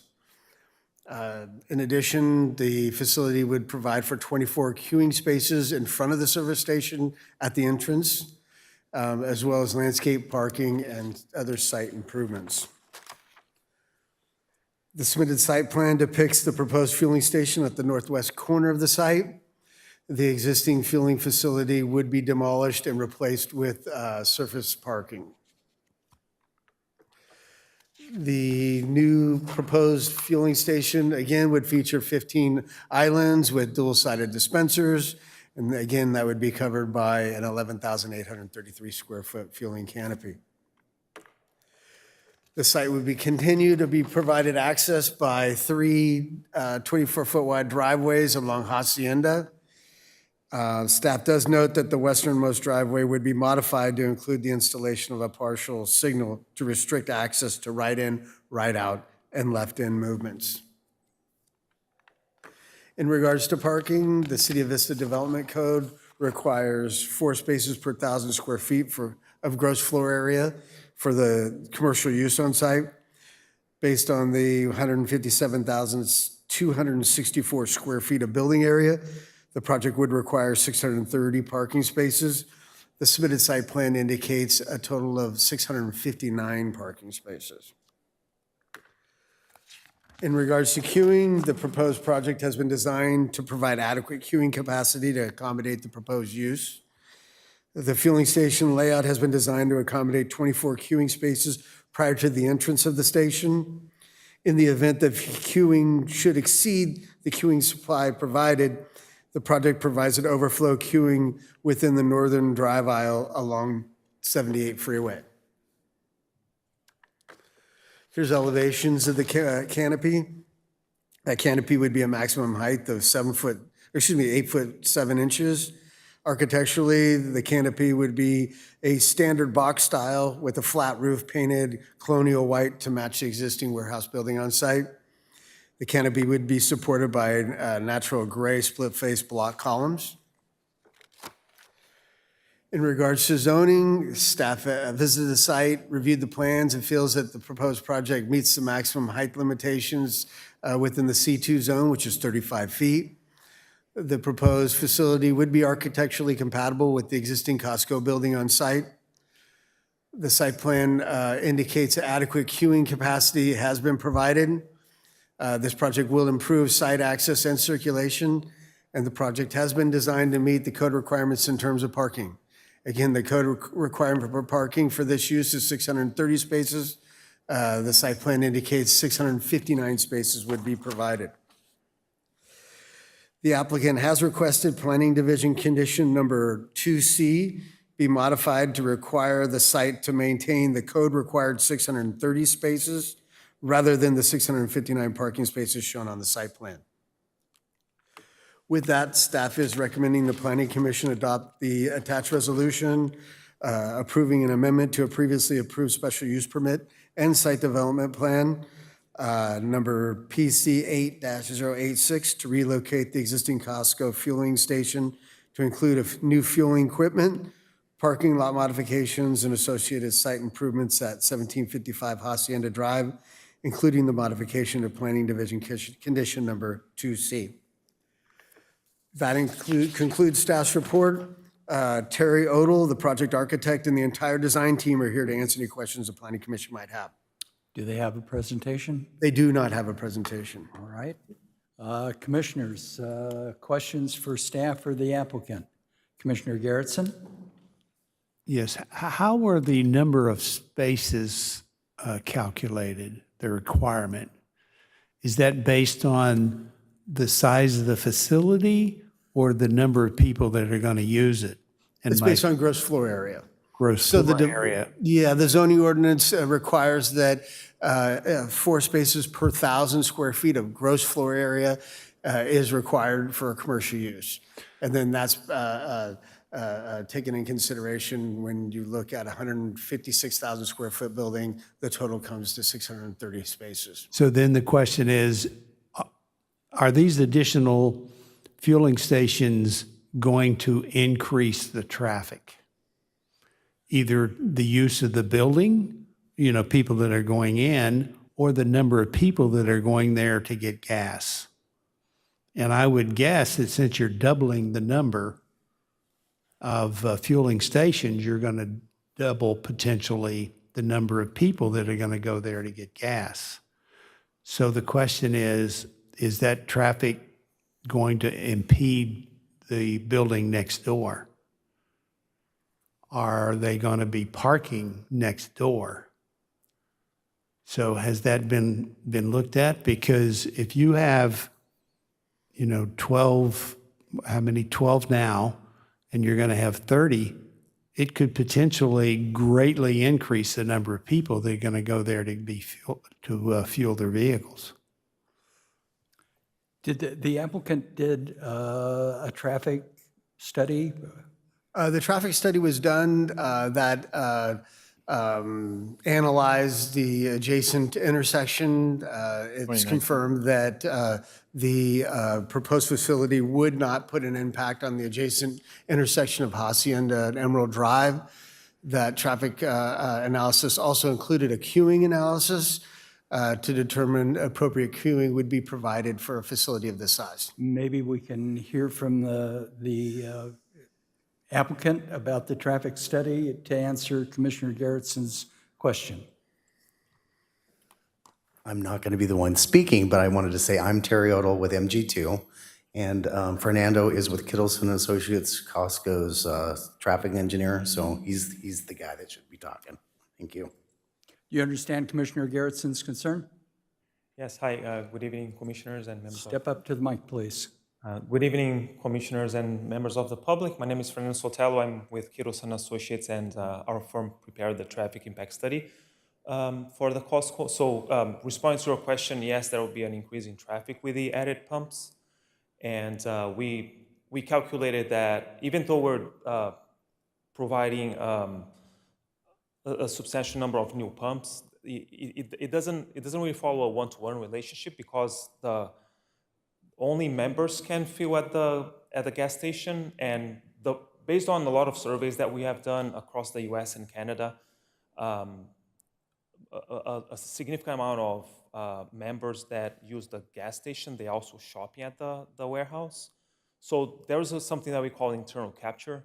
About 40, give and take, about 40% of the traffic at the fuel station is already related to members that are going to the warehouse. So the increase is not a one-to-one relationship. So if you will double the number of pumps, that doesn't mean that you're gonna double the number of vehicular trips to the gas facility. So at the end of the If you're day, not doubling it, then is it 50% more, 30%? it's around 40% on the weekday and 60% on the weekend. So for this one in particular, the number of additional trips is around 33. The number of net new trips, I think it's 33 if I recall correctly, on a weekday peak hour, and around 66 on the Saturday. My numbers might be slightly off, but that's my recollection. But you're going to increase the number of people that now shop there. Not necessarily. So we're capturing a lot of the people that are already shopping there. The other component is some people that know that the queues are big and they avoid the gas station, they might be tempted now to put gas because the queues are shorter. So because we're increasing the capacity of the gas station to serve, you're serving almost like twice the number of cars, the queues are going to be reduced. And that attracts more people also. So you don't anticipate it increasing your traffic?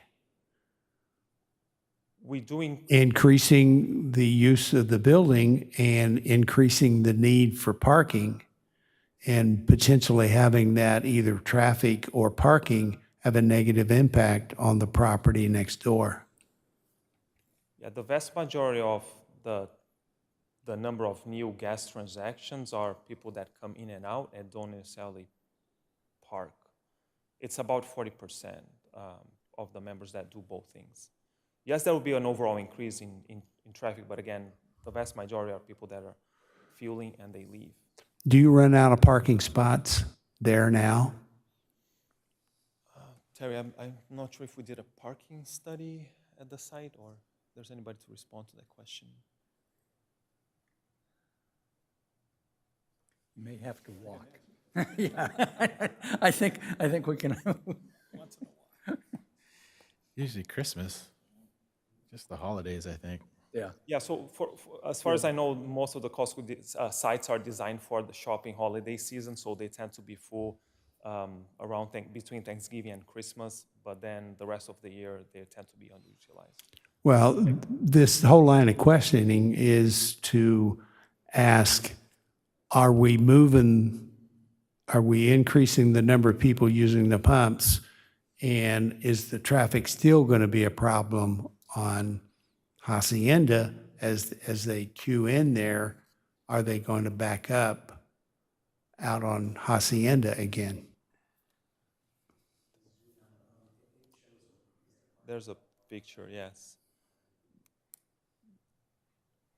The overall net benefit of having the additional pumps is that we're reducing the queue. We're adding processing capacity. The queues are going to get smaller than they are today. You're not going to let them queue right in front of the store.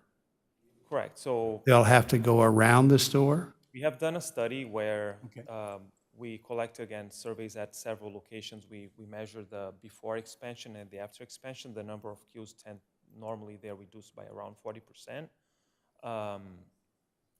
So in that case, we looked at the existing queue and the future queue. The queue area that we're designing is going to accommodate what we call the 95th percentile queue. And there's still going to be additional queue space if needed. So what I'm trying to say is the 95th percentile queue, which is the queue that is not exceeded 95% of the time, it's 17 cars. We have queue space for 24 cars. And on top of that, we still have a queue management plan that is going to use that driveway that runs parallel to the freeway. I guess, if you were just moving the same number of pumps over there, I would be all with you where you're going. But if you're going to move it over west, and it's going to greatly increase it to where the traffic's still going to queue out onto Hacienda because you have more people that you're going to attract. Correct, but we have even more capacity to serve the people that want to fuel. Are you going to get them through quicker? Correct. Okay. Yeah. I think I have. There it is.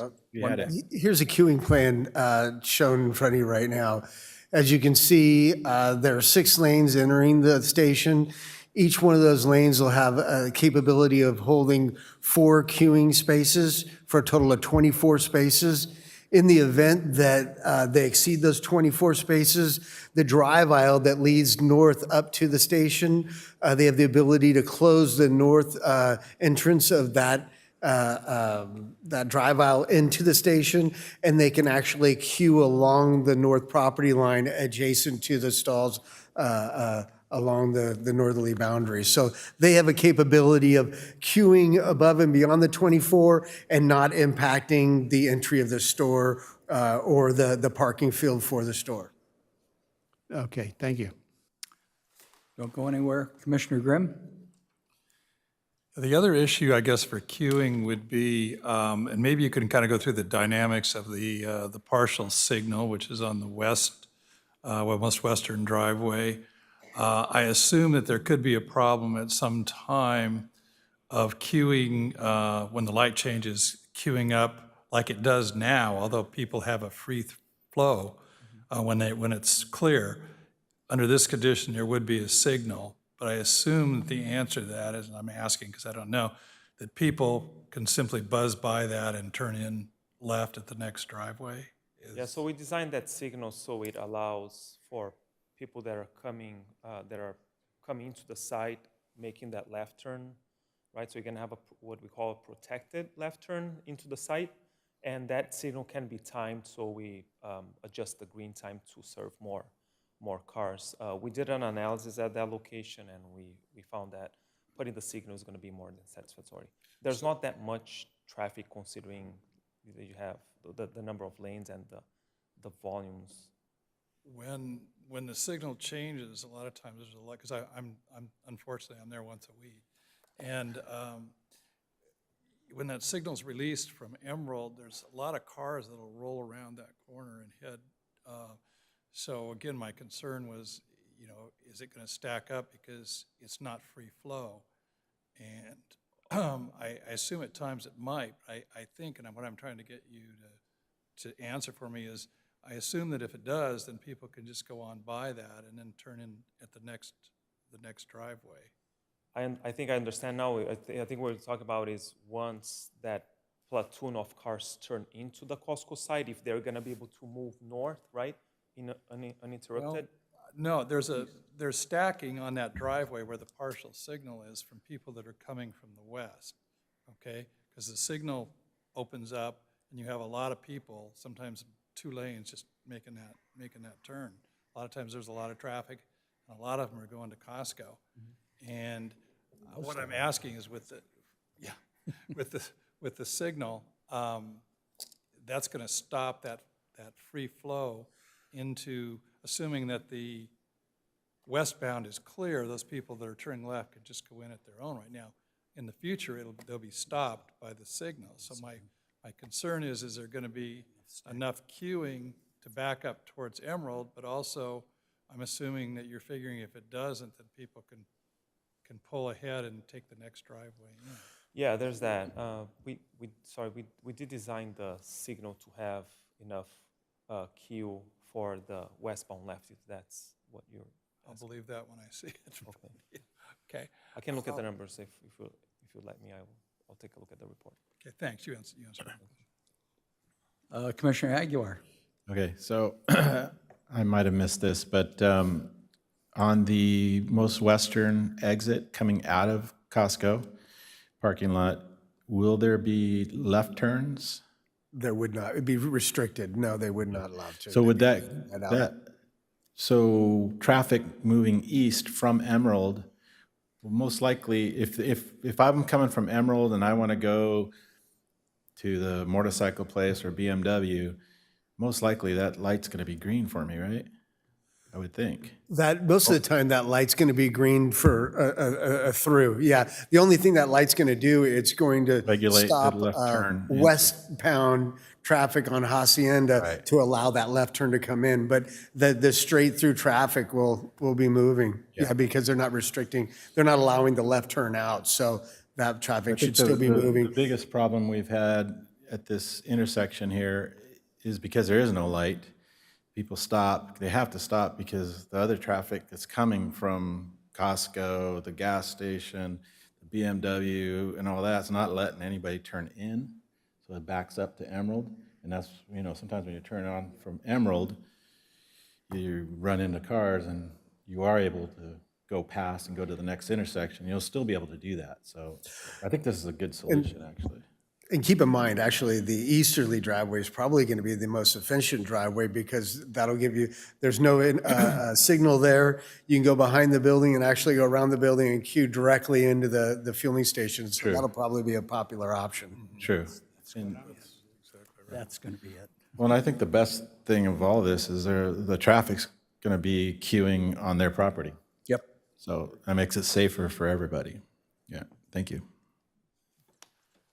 Sorry, you guys just asked the parking count, and I actually can't read that, and I couldn't read that. So the existing parking that we have is 666 stalls, and we're going down to 659. So we're actually only losing 7 stalls on the site.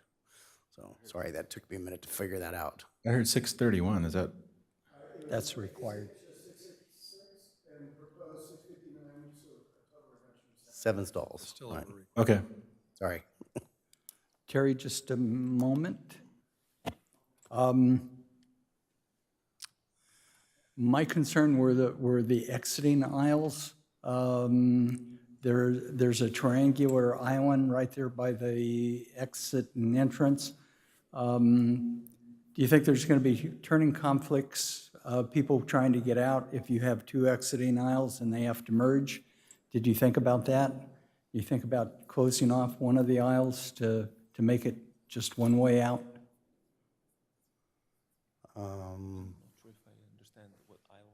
Yeah, I'm trying to, sorry, I apologize for which.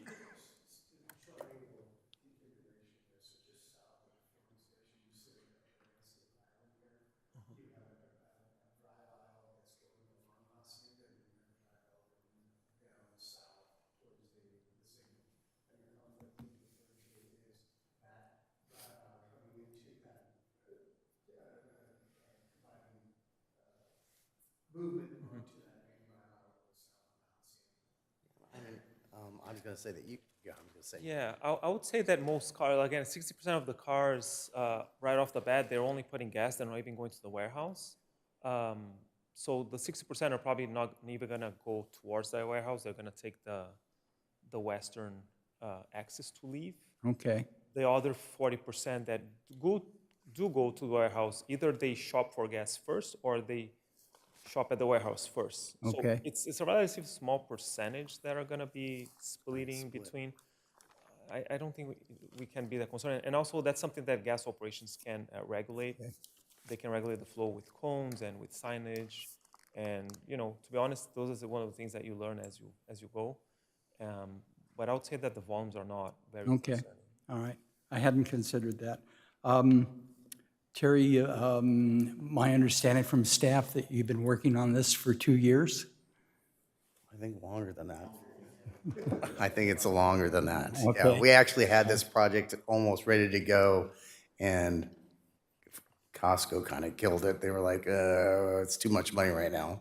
Okay. And they probably should have done it the first time, because then we wouldn't have had the issues at the existing with what's going on right now. Right. And I was going to say that the biggest thing is that where it is right now, we've expanded it once. It wasn't big enough, and it really is so close to the street that it backed out on the street, and it really, really causes problems to the next door neighbor. So we're trying to get that out of there so that Understand. they don't have the problem. It's a So, good idea. I have noticed some of our citizens yell at each other and almost come to blows in the parking lot because of taking each other's right of way. Construction date, and how long is it going to take you to build it? Based on Costco doesn't like to do construction from November 1st, November 1st till December 31st during the holidays, because it's so hectic anyway. So based on this, when we get approved, we're hoping that we're just gonna be permit ready to start in January of next year, which is kind of the slower. I wish we could do it sooner, but we couldn't get it all done. Okay. There's some complicated double-stepped retaining walls that we gotta get built and the site work ready before we even start. The site work is about 75 days. The gas station itself, it's about 85 days. And then there's another 60 days to decommission and convert the old gas station into a parking lot. So Okay. All right. I appreciated the truck turning template that you put on the site plan to show the fuel trucks it works. are out of the way. And then I noticed on the elevation, you didn't have the occupancy signs to say which pump was available and which was in use. We're gonna have the red light, green light. Okay. I mean, that's the standard on all of them now, and especially because this one's 5 deep. You know, that's the only way you're gonna be able to. Plus the attendants, they're going with these now that they're 3 or 4 feet deep or 5 feet deep. You're right. 5, and they help control it to kind of say, hey, you can come, it's open. Okay. Because they want people to get out so it doesn't back up. So. Very good. Now, you've asked permission to modify your parking, or because you've overparked according to our ordinance. I would like you to, if you're going to do that you come and ask the city permission. I think we're going to have to anyway. Because if any site plan change that we do, we'd have to come get them to notify it. And we just, who knows what might come up, but we might need to lose 10 stalls or something, you know. Are you going to do a car wash? No, not enough room. Not until we take adjacent buildings. You know what's really interesting? Being in Southern California, they're not doing as well as other locations in the country for Costco. So I've got a few projects where we've shown the car wash as part of the project, and they're just saying, well, we're going to hold off on that part. So, but I've used the car wash. They're great. Yeah, $7 car wash up in San Juan Capistrano is super. Yeah, appreciate it. Yeah, we have a company car that when I'm driving down here, I always stop there to run it through it because I'm the only one that got the car washed. But it works well. Very good. Commissioners, any other questions of the applicant or staff? Thank you very much. Thank you. This is a public hearing. I have no speaker slips on the item. Anyone wishing to address the commission on the Costco fueling station? Seeing none, I close the public hearing and open it up to commissioner discussion.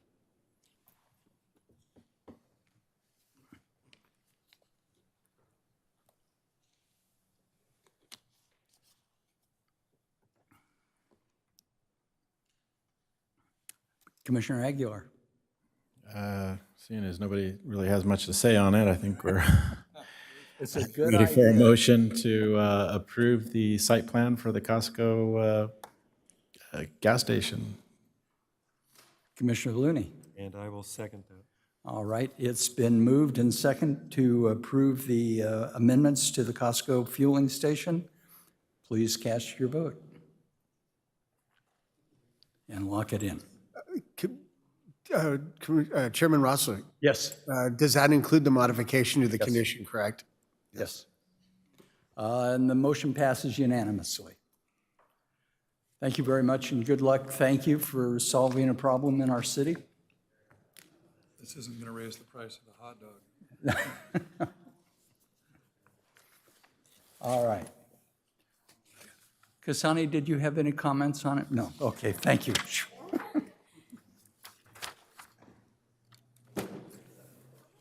All right, our last public hearing is a charter amendment, code amendment for mobile showers. Mr. Conley, your staff report, please. Thank you, Mr. Chairman.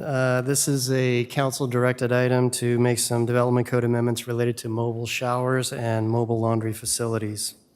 So the City Council discussed this issue on October 25th of last year and directed staff to prepare amendments to the development code to allow mobile showers and mobile laundry facilities within the commercial zones with a minor use permit. Staff has prepared the code amendments to the development code specifically for the C zones, that's C1, 2, and 3, and the M1 zone.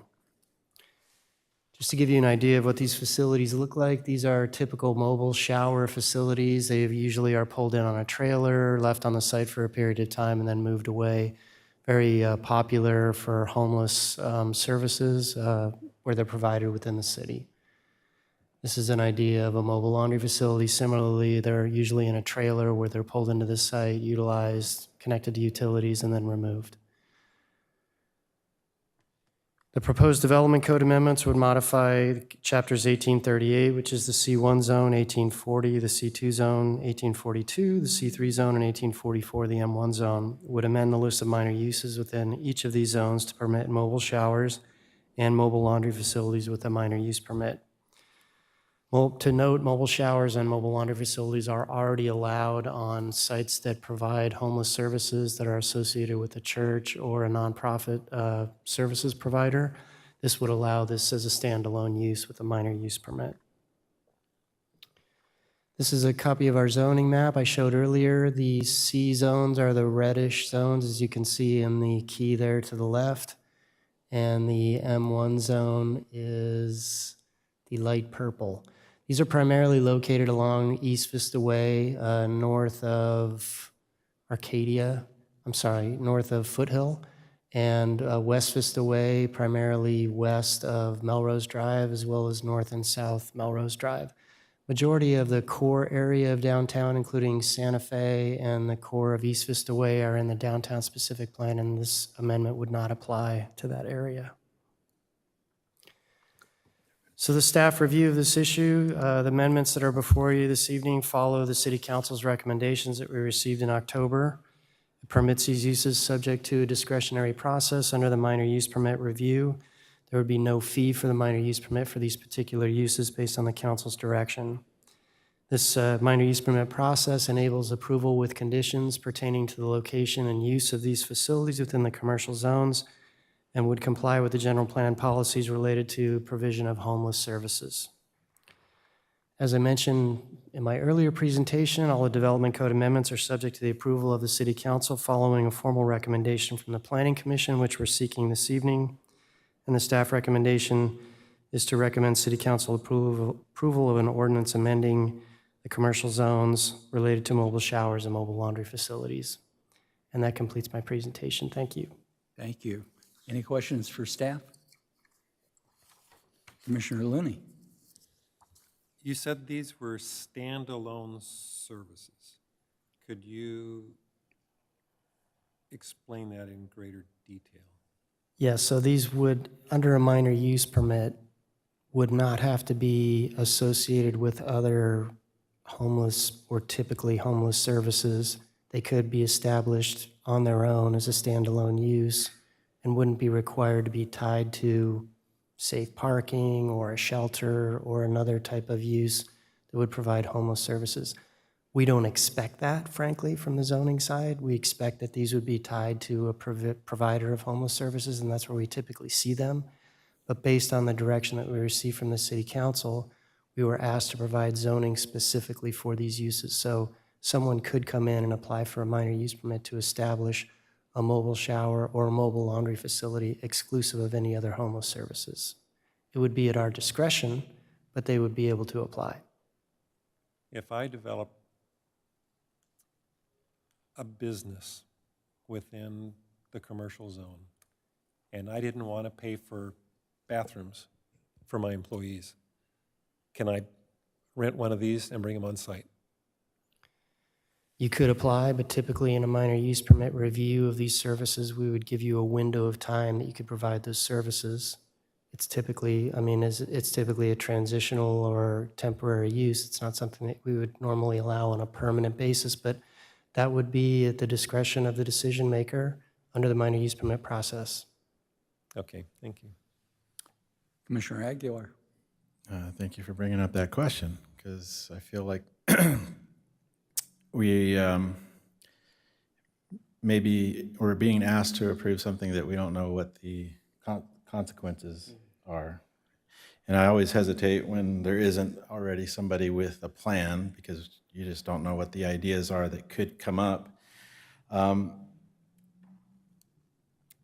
This could happen, say, at the Albertsons on East Vista Way or Stater Brothers and Sycamore, that Yes. shopping center? Yes, those are both appropriately zoned sites. Okay.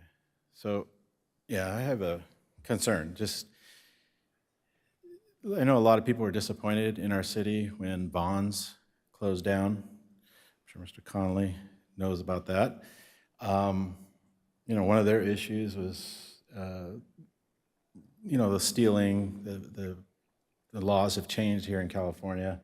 So, you can walk into a store and steal $900, almost up to $1,000 in groceries, liquor, whatever you want. This is still happening. I know it happens at Albertsons by my house. They just stand back and have to watch. And I have a concern that we are drawing people to these shopping centers, not just the grocery stores. The Bonds closed down, that shopping center is starting to deteriorate, but there's other businesses, there was a upholstery store there. I just don't think this is business friendly, and we're putting the burden on businesses and business owners to essentially finance this type of service. And if Mr. Looney decides that he wants to, put toilets out there and laundry services, and for whatever reason, he thinks, that, you know, he's helping these people. According to this, it could happen that Mr. Looney, I guess, could, if he had the okay from the property owners, he could do this, right? It would still be at the discretion of the zoning administrator or the planning commission on appeal or the council on. But it could happen, right? But it could happen, sure. So I'm just not in favor of this. I mean, we have churches, nonprofit organizations that know what they're doing, particularly the nonprofits. They provide other services, you know, mental health, provide services for people that want to get help to stop maybe drug abuse or alcohol abuse, or just maybe they don't have those issues, but maybe they just need jobs. You know, we have Operation Hope and other organizations, Alpha Project. We have a lot of different organizations, Choices, I think, out there that provides a lot of these services already, and they're basically ready to handle the issues that might come up, and I think they're better equipped at handling this. And for that reason, I'm not going to be in favor of this. Commissioner Grimm. Yeah, I would think that there wouldn't be very many property owners. For example, we used Albertsons that would really want to bring this in. I guess the issue would be, I mean, because you're going to be driving your own rent that you can charge down, so it just doesn't make sense. But I suppose you could have one business that rented in that, but I assume they'd have to get the property owners okay to do that, wouldn't they? I mean, you can't just, you know, if I had a pizza shop in there and I wanted to do this, I'm pretty sure I'd have to get the owners. So I guess what I'm saying, it's probably not likely, I mean, it could, but it's not likely it's going to happen. And it'll probably more likely happen on individual properties that have some kind of, you know, program. But I could be, I mean, and I guess the other part of that question is where would they likely happen in Vista? I mean, where we do have some homeless, I know, centered down near the Target Center on the freeway. Do we have areas that are likely going to utilize this? So That's a lot to of be questions. completely frank, the staff totally concurs with your opinion. We don't believe that this is really something that's going to be widely used, but we are following the city council's direction and establishing zoning for these uses. The staff's perspective is that most of these, if not all, would be locating where other services are provided on a church or a nonprofit site, and that's where we see almost all of these uses, you know, apply for establishment. Commissioner Looney.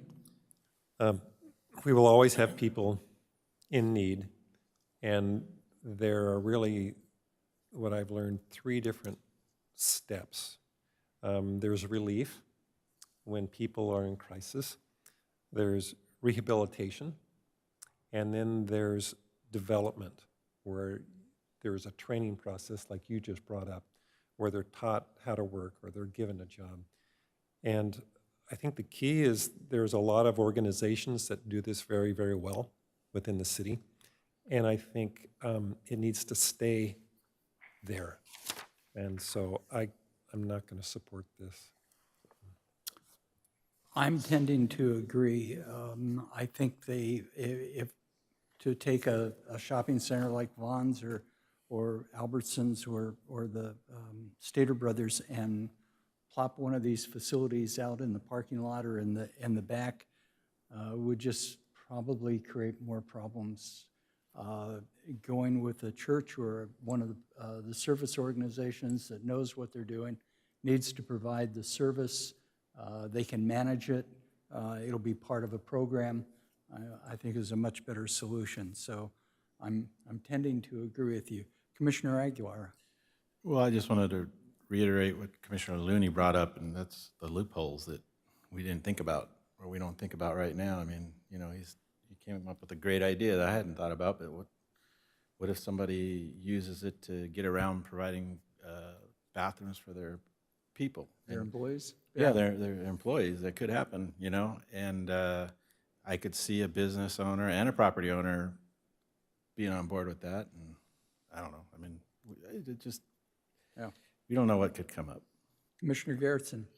Well, I'm opposed to it because I think it's going to drive customers away.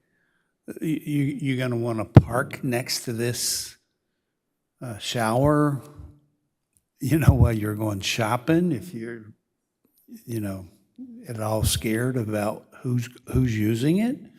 Plus, it's going to be a magnet to drive people to those places, which is going to drive customers away. So I would have nothing in my thought that would cause me to want to support this. I don't know how it's going to improve anything.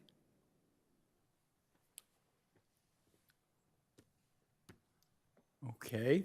Would someone like to attempt a motion here? No? Well, you can make a motion to deny if you'd like to. Yes. I'll make a motion to deny. And I'll Commissioner second Lewin? it. Under discussion? Yeah? Is there any way to send this back that would make anybody feel any better about it? And is there anything staff? They're doing it at council's direction. Well, but did council lay out all the The details? the commission's recommendation could be more limiting. You could ask for, reduced level of zoning, so maybe take out the C1 or C2 zone, limit it to just certain higher industrial type zones. You could just say, we don't agree. I mean, that's completely legitimate. I understand the reasoning that you think these are more appropriately located with other services. I agree. That's what I'll present to the city council, but I'll give Assistant City Attorney an opportunity.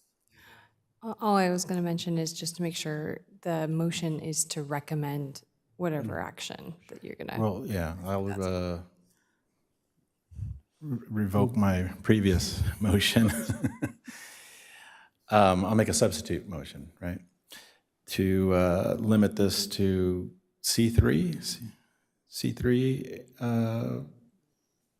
zoning, I guess, and not allow it in C1 or C2 zoning. There's also the M1 zone, which is manufacturing is primarily along Olive Avenue there between Melrose and the Vista Village Transit Center. Yeah, I think M1, yeah, that's fine. I think it's, my thinking now is that if we just completely deny it, we're just going to get overridden. Yeah. Okay, all right, nice. We need to give something, yeah, massage it. We got to compromise All right. to some degree. All right, so there's a motion to recommend to the city council that it apply only to the C3 and M1 zone. Right. Okay, would someone like to second that motion? Commissioner Garrettson. I will second that motion. Very good. All right, it's been moved and seconded to recommend to the council that this ordinance amendment apply only to the C3 and M1 zones. Please cast your vote.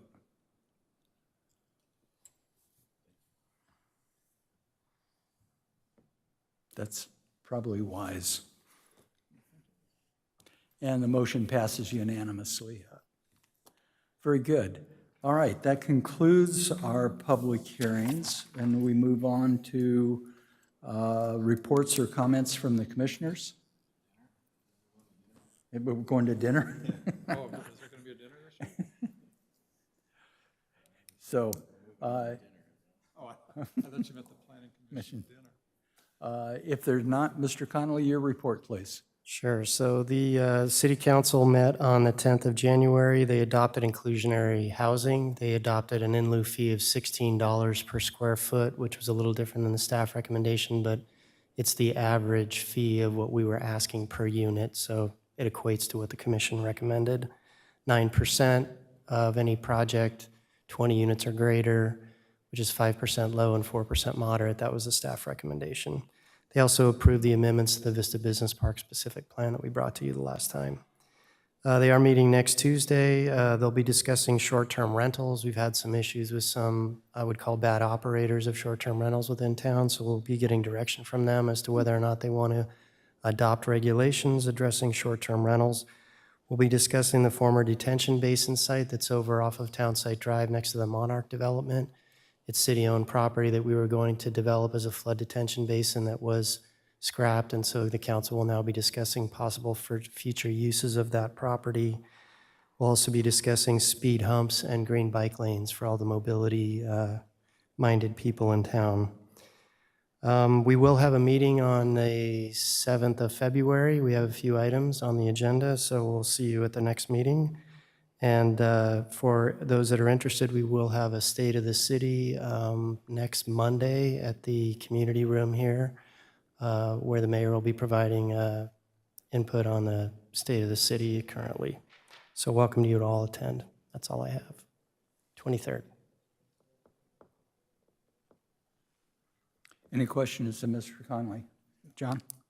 Mr. Conley, short-term rentals, we just don't have any kind of regulations right now?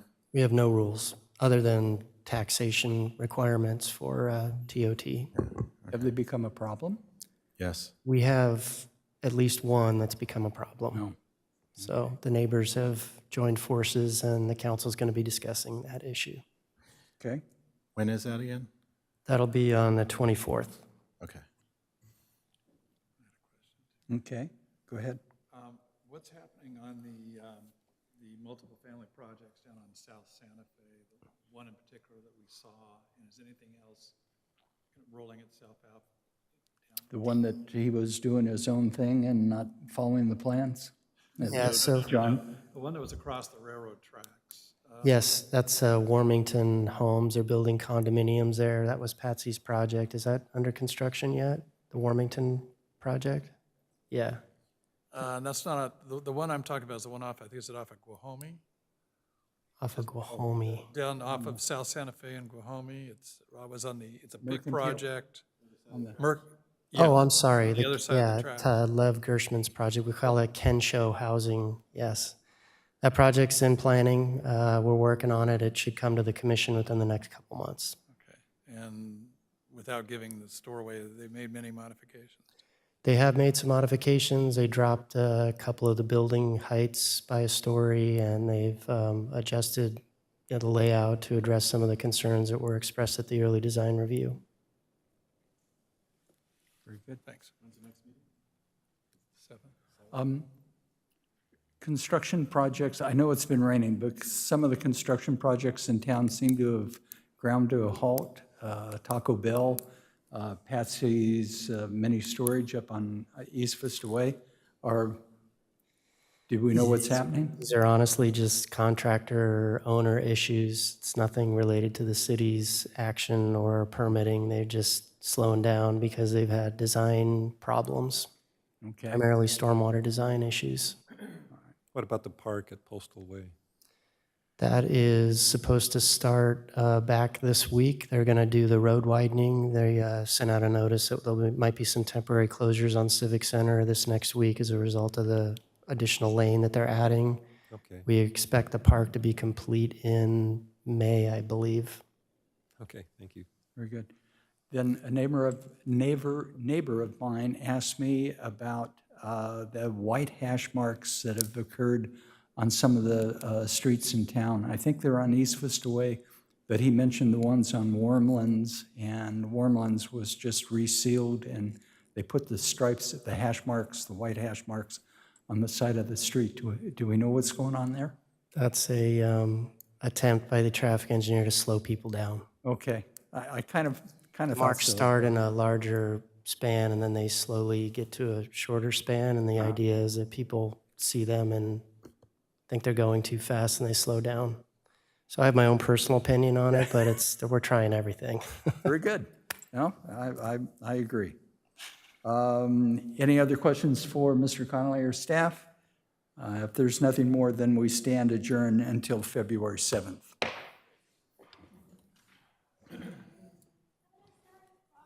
Bye-bye, thank you.